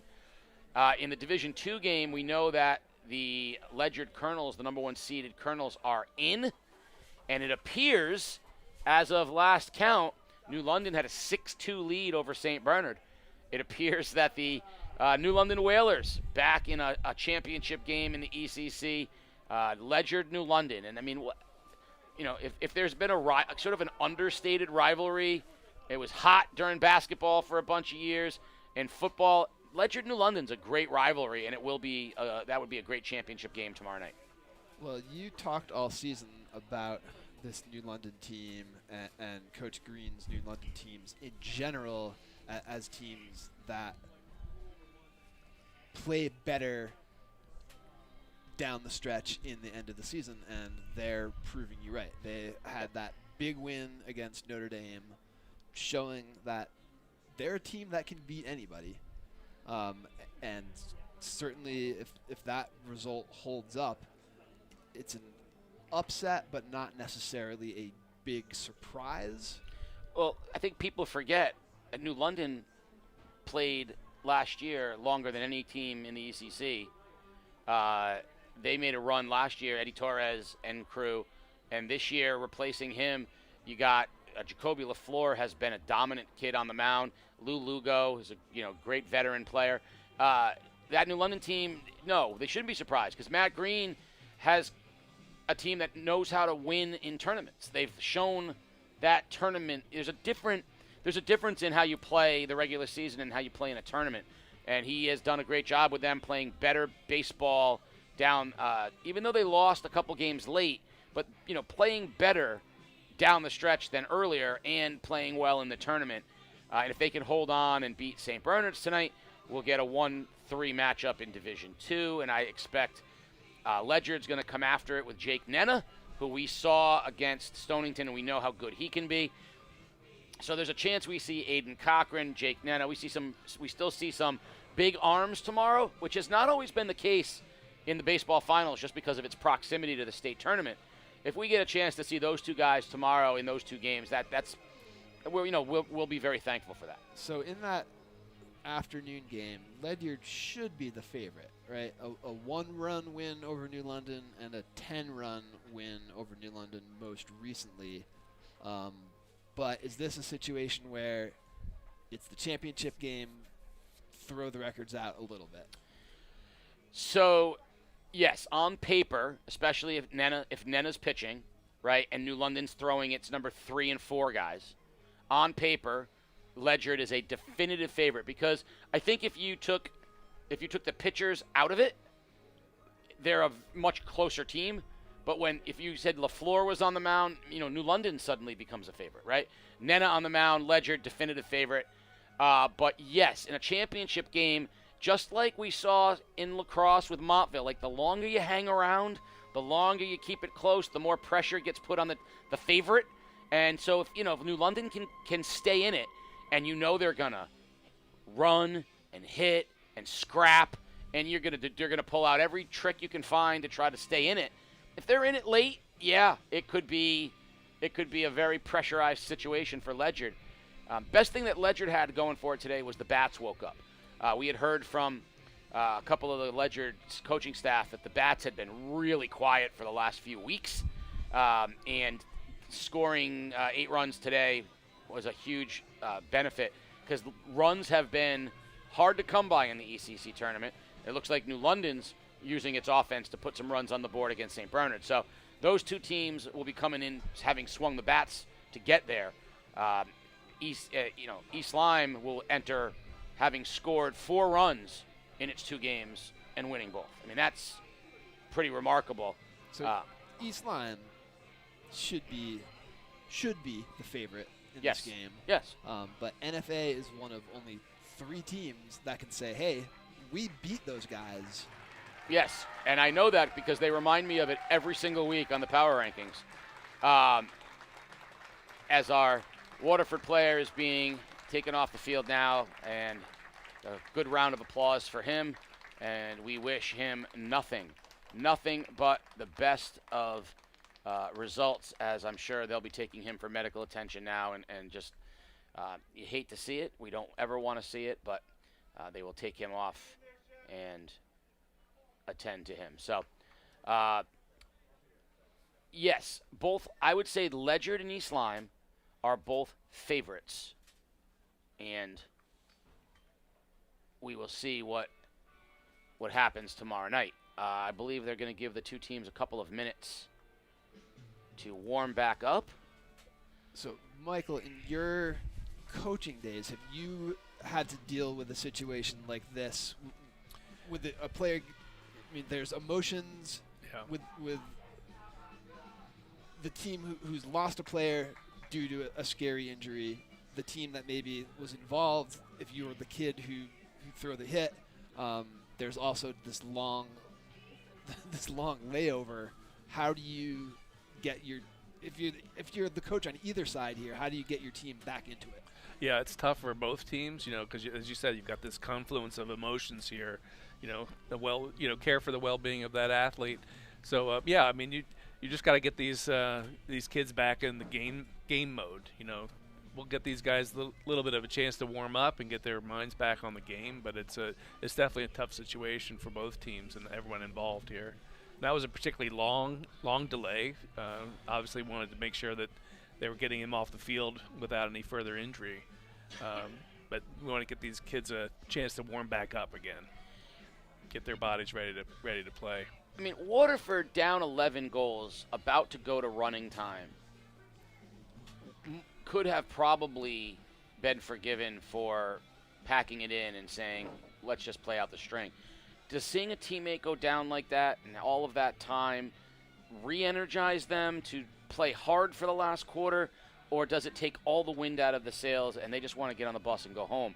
I don't know that anybody knows the answer to that, right? No. But either one can be, like, again, you're about to go to running time and your player just got carted off the field. If you wanted to go like, hey, coach, let's just get out of here, like, no one would blame you. But at the same time, I think there's probably, players on that team that are like, no, we're going to play this fourth quarter for him and play hard. Yeah, absolutely, and especially in a rivalry like this, right, where you've got, like, some of these kids, certainly the seniors, on the Waterford team, are gonna, would want to, give East Lyme a good run for their money in their last game against their rival here in the ECC. So, yeah, totally understandable if kids are, feeling a certain way, given the game situation and everything. But I suspect most of these are going to be more energized to finish out this game strong.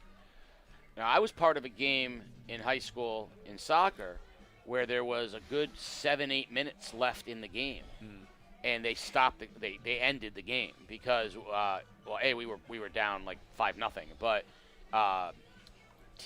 player on the opposing team had a pretty horrific injury. Think Joe Theismann type injury for those back in the day, and it was just awful. And there was about 8 minutes left in the game, and we were down, and our coach approached their coach and said, we'd like to end it now and forfeit this game and let you guys go and be with your teammate, because it was just there was just such an awful loss. So, that's going through the mind of Phil Schneider and of Gary White and Paul Dion too. Like, these guys are all thinking, and these guys on East Lyme all know the Waterford kids too. So everybody knows that kid as well. So it's a tough situation. I think everyone wants to finish this thing clean and then move on to the next thing. Yep, absolutely.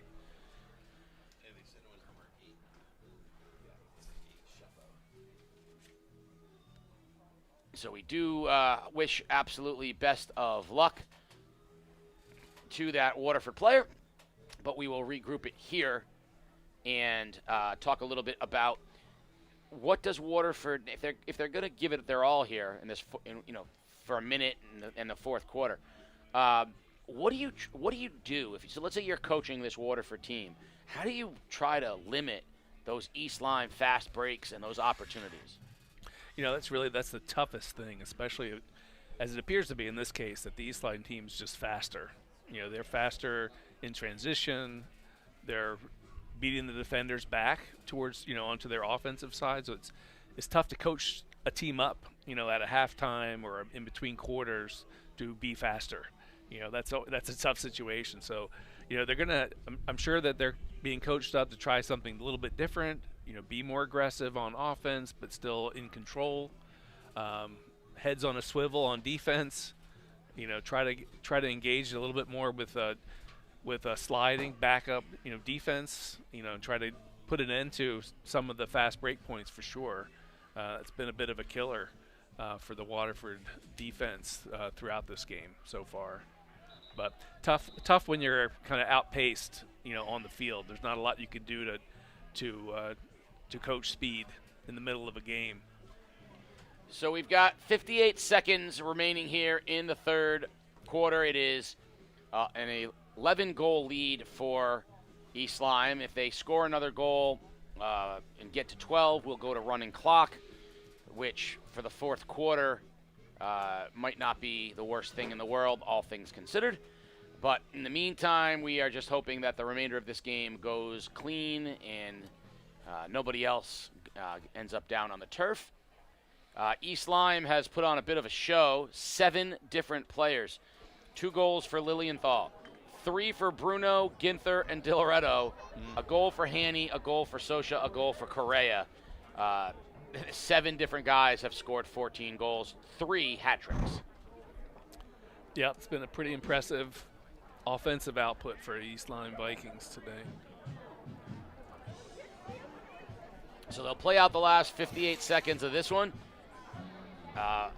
Now, how do we restart here? Do we know where the possession was? Is that how whoever had it when the whistle got blown because of the injured player? Yeah, it should be East Lyme's ball right here, just across midfield. So there'll be starting with the ball up here on offense to finish out this quarter. So Hanny, number 20 right there near the official, will have the ball as the whistle will blow, and we will finish off period 3 here at Montville High School. Hanny, Ginther, and Bruno. Bruno looking for cutters. Swinging it around. It ends on the stick. Now Sosha makes the run, pivots, shoots, sails it high over the top of Tattersall as 30 seconds remain here in the quarter. Waterford will play it through the keeper, Tattersall. Yeah, we'll see if they can get a successful clear here. It's down to 20 seconds left in this quarter.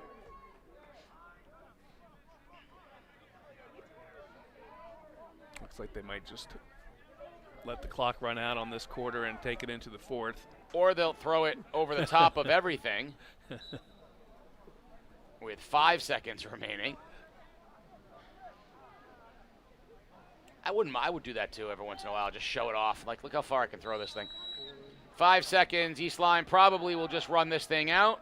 And also throw it from one end of the field to the other. And that'll take us to the end of 3. 14-3 East Lyme, fourth quarter's winning time. You're watching Game Day live on theday.com. Game Day is brought to you by Waterford Dental Health.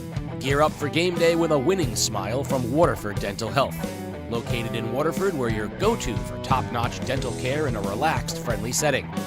Whether you need a routine checkup, a cosmetic boost, or advanced treatment, our experienced team has you covered. Enjoy the game with confidence and comfort. Schedule your appointment today. Waterford Dental Health, where your smile is our top priority. Visit us online or call now to book. Nestled in the woods of Lebanon, Connecticut, Roberto's Log Cabin is the cozy, rustic home of comfort food. Family owned and operated, the Cabin, as it is fondly known, offers a diverse menu of hearty fare from burgers to the best ribs in the state. Come check out the Hallway of History in the newly renovated tavern, sample the diverse menu, craft beers, great cocktails, all while watching your favorite sports on one of their 10 TVs. Stop in and see Rob. Tell him Game Day sent you. Pave the way for your students' financial success with a MySci account from Scient Federal Credit Union. Open a high-yield MySci savings account today and help support a positive financial future for your student. Visit scientfcu.org to learn more.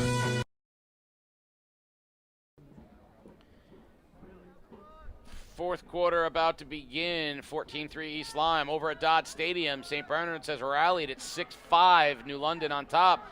See if the Saints can go walk-off on back-to-back days, or whether the Whalers can hold on to get to the championship. We'll find out. 14-3 here. Bookmiller fighting through that one. That's a good battle there between the face-off guys, Carmody and Bookmiller. And Waterford still can't get it. No one can seem to get this one. It's a hot potato here, or a greasy lacrosse ball. Finally, Waterford comes out with it.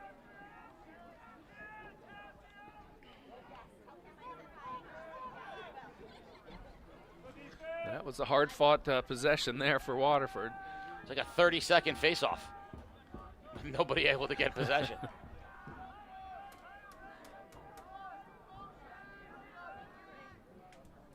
Well, let's see what kind of effort Waterford puts in. They can't pick up a little bit of the juice they had in the second quarter when they were moving the ball swiftly and quickly around the goal. And they find the goal. That came out of nowhere? Was that? It was our guy, Avery Bonowitz,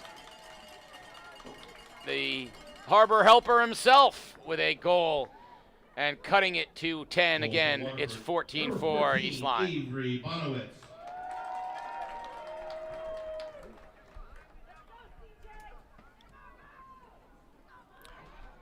Well, yep, Waterford able to put one in the net there as we start this fourth quarter. And it all started with a great battle in the face-off circle, like really battling for the possession. And they're not giving up on this one either. possession to Waterford again.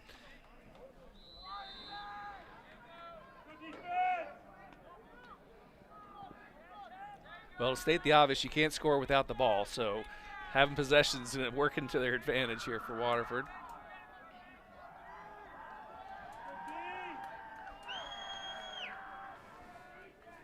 Little life out of the Lancers after that goal.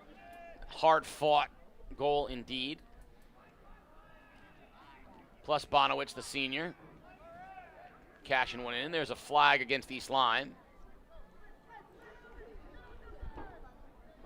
So Waterford will play this till they lose possession, if they lose possession, and then they'll have a penalty, and they'll go a man up.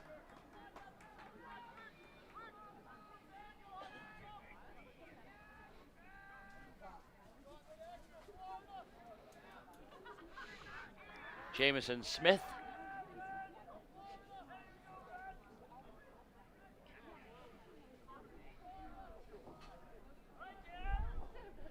Under 10 minutes now remaining in the ballgame.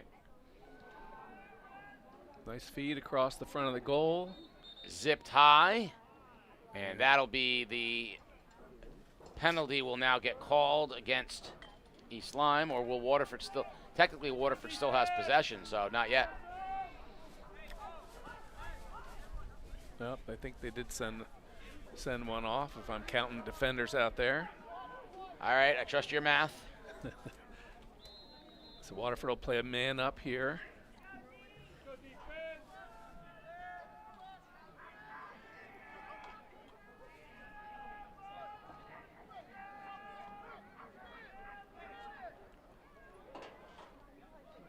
It's good ball movement by the Lancers. A little bit of energy here in the fourth for the Lancers. They turn it over, however. Well, look, he's not going to get a call there.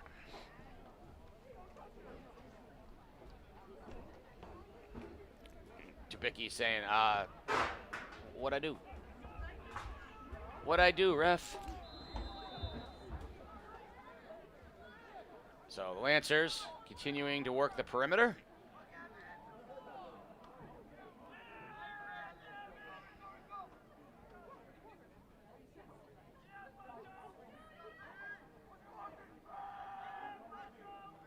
Tough angle goal, Johan Dion. Beautiful angle on that one. Goal for Waterford, number 13, Johan Dion. And that cuts it to 9. Yep, so no quit in these Lancers. Nope, looks like they're inspired to tighten it up a little bit here and give it all they've got in this fourth quarter. So Socha's going to take the face-off for East Lyme.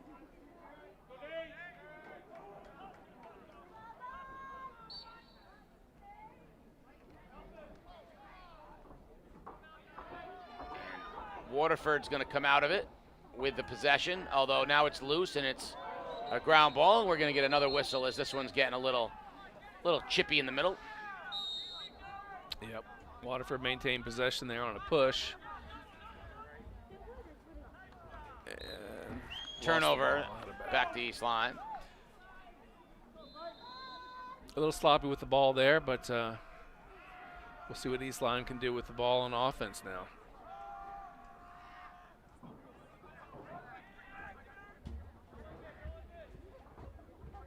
Hanny taking his time. Long stick Dahl was on him. Now they'll go back behind the net to DiLoretto. He's got Bruno on one side. Now they're even strength now with that penalty releasing.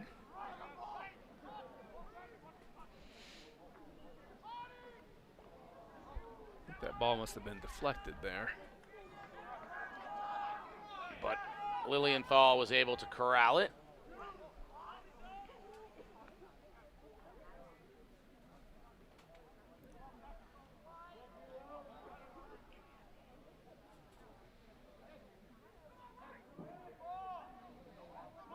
Nice move and an effort from DiLoretto.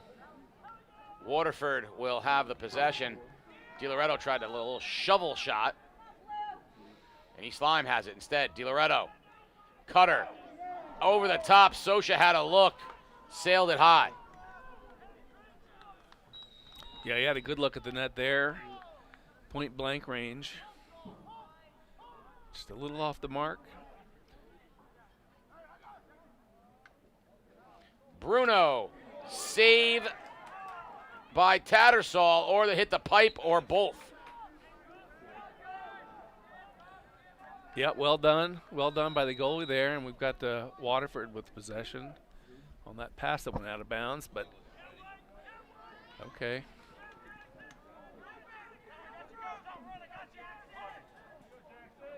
Midfield, they're taking it. That's Munsell.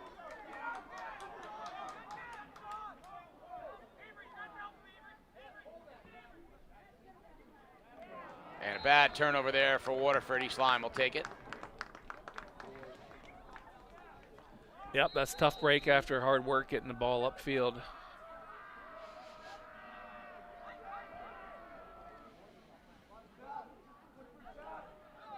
So Bruno.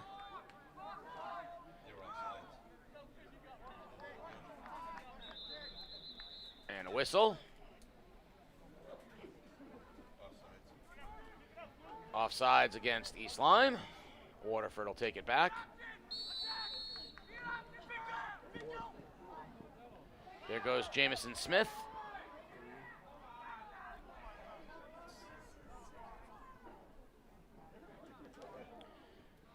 Shot goes wide, stays with Waterford.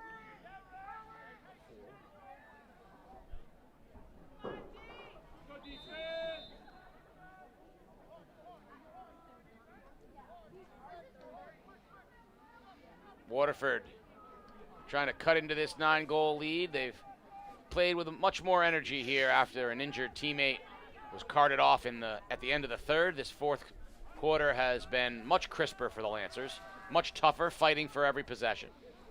Yeah, they've had possession a lot longer in this fourth quarter than in many of the other ones. Unfortunately, plagued with a few turnovers here as well.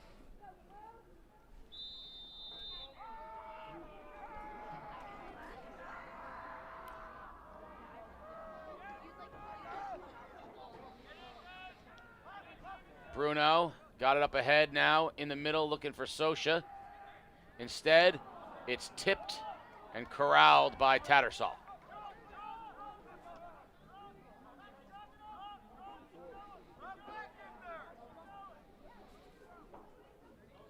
Waterford's had to battle to clear the ball as well. Turnover, open look, and the shot by Bruno sails wide. So Tattersall just decided to go refrigerator Perry on everybody and turned it over. And Bruno, who hasn't missed with everyone around him, missed with a wide open net.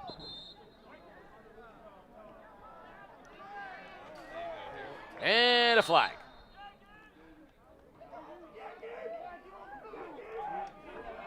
Yeah, maybe a little frustration setting in with the Lancers here as the game's getting down under 5 minutes left in the game. So East Lyme will have a man advantage. Haney will have the ball.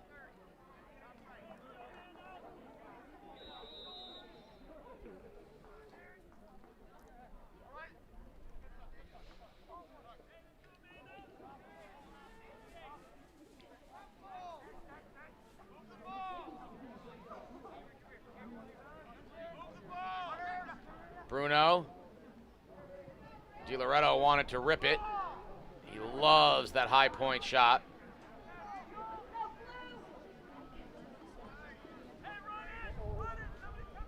Haney patiently waiting. Deeks deep up top. Bruno fires, hits the pipe, and you know that because look at that thing ricochet. It's going to be Waterford possession. Lancers looking to transition quickly while East Lyme tries to get back on defense. Looks like we're all back at even on the fields here. Turnover. East Lyme picking the ball up. Tapia, middle of the field.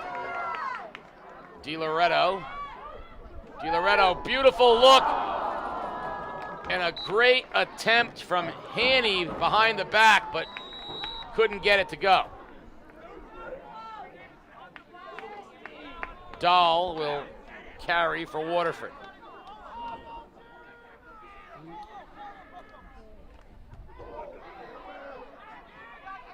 Good wheels from Dylan Dahl. Pass disrupted from behind there. Waterford continues to struggle with the clear. DiLoretto runs, and he is hit, and that's going to be a flag as he was approaching the goal. He runs into the keeper. No, actually, he ran into Dahl. So Dahl and DiLoretto hug it out. Yeah. But it's going to be a penalty against Waterford. I think Dahl took the worst of it.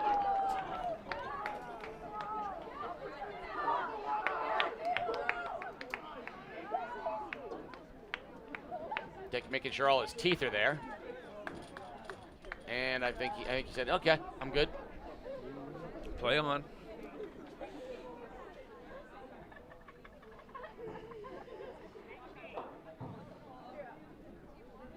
So flag will go against Waterford. East Lyme will have the man advantage with 3:18 remaining in the ballgame.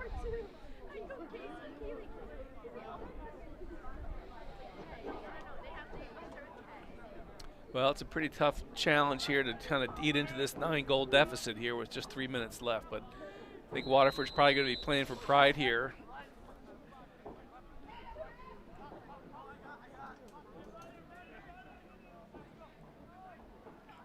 Passing around behind the net now. Haney fakes to DiLoretto. Finds his cutter. Off the pipe again. That's 3 pipe shots for the Vikes. Good look underneath. Waterford comes off with it, and we're going to get a whistle and a flag and a player on the turf after, again, a little bit of frustration on the side of Waterford.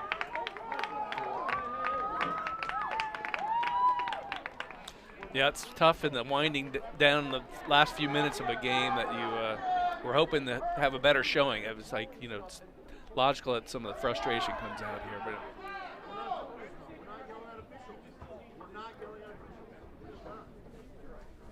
2:47 remaining in this one, inching to the finish line with all of these whistles. yeah, it's getting a little chippy out there.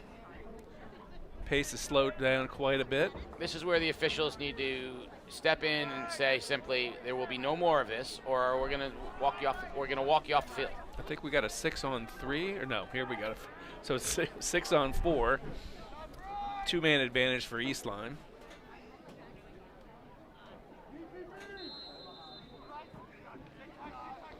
Bruno finds DiLoretto, who rips, and a beautiful save by Tattersall. Yeah, really nice stick save there.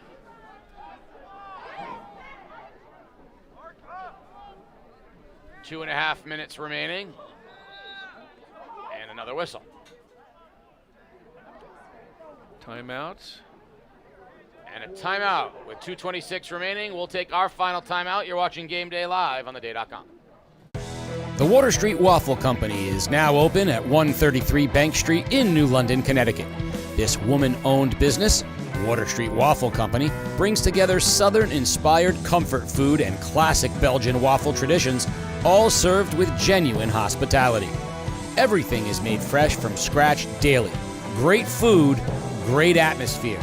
Visit WaterStreetWaffleCompanyNL.com to see more.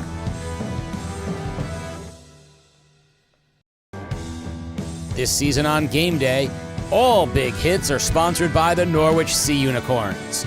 You can catch all the hard-hitting action all summer long at Dodd Stadium. Don't forget to check out the Sea Unicorns home opener, Saturday, May 30th at 6:30 p.m. There is a magnet schedule giveaway and post-game fireworks. For more information on promotion and tickets, please visit the Sea Unicorns website at GoSeeUnicorns.com. And check out Game Day CT for the Sea Unicorns big hitter of the game. Game Day is brought to you by Waterford Dental Health. Gear up for game day with a winning smile from Waterford Dental Health. Located in Waterford, we're your go-to for top-notch dental care in a relaxed, friendly setting. Whether you need a routine checkup, a cosmetic boost, or advanced treatment, our experienced team has you covered. Enjoy the game with confidence and comfort. Schedule your appointment today. Waterford Dental Health, where your smile is our top. So 2 and change remaining here in this one. There goes the keeper, Tattersall, and he loses it. And Bruno senses it.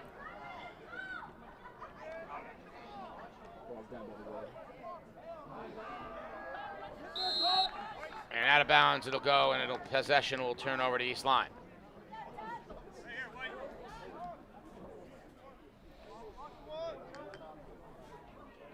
Well, we're down under 2 minutes here. Mercifully. Still, East Lyme's got a one-person advantage, but now we're even up, and we've got a goal. And Haney, who I get the feeling could kind of do stuff like that whenever he wants to, just decoyed 3 people and the keeper and scored his second goal of the game, 15-5 Vikings. Goal for East Lyme, number 20, Gabe Haney.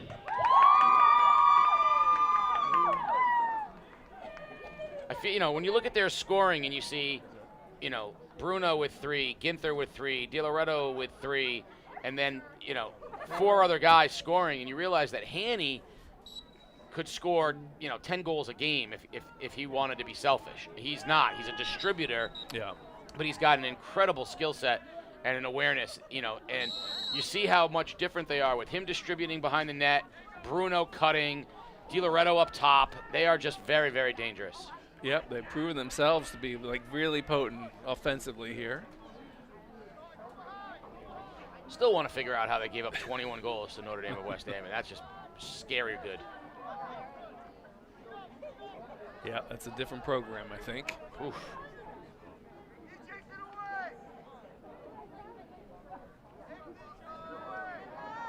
Great defense from Bucko as he hounds Zimmerman.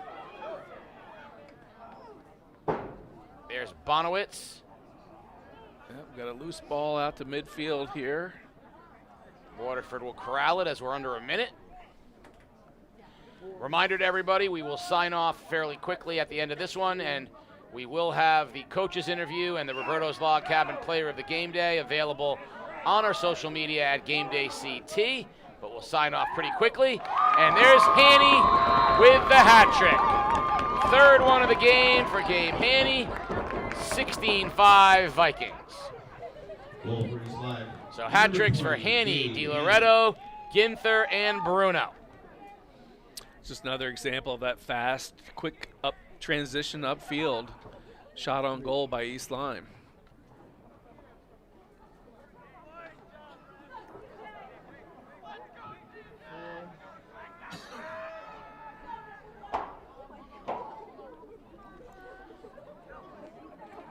Bookmiller back to take the face off.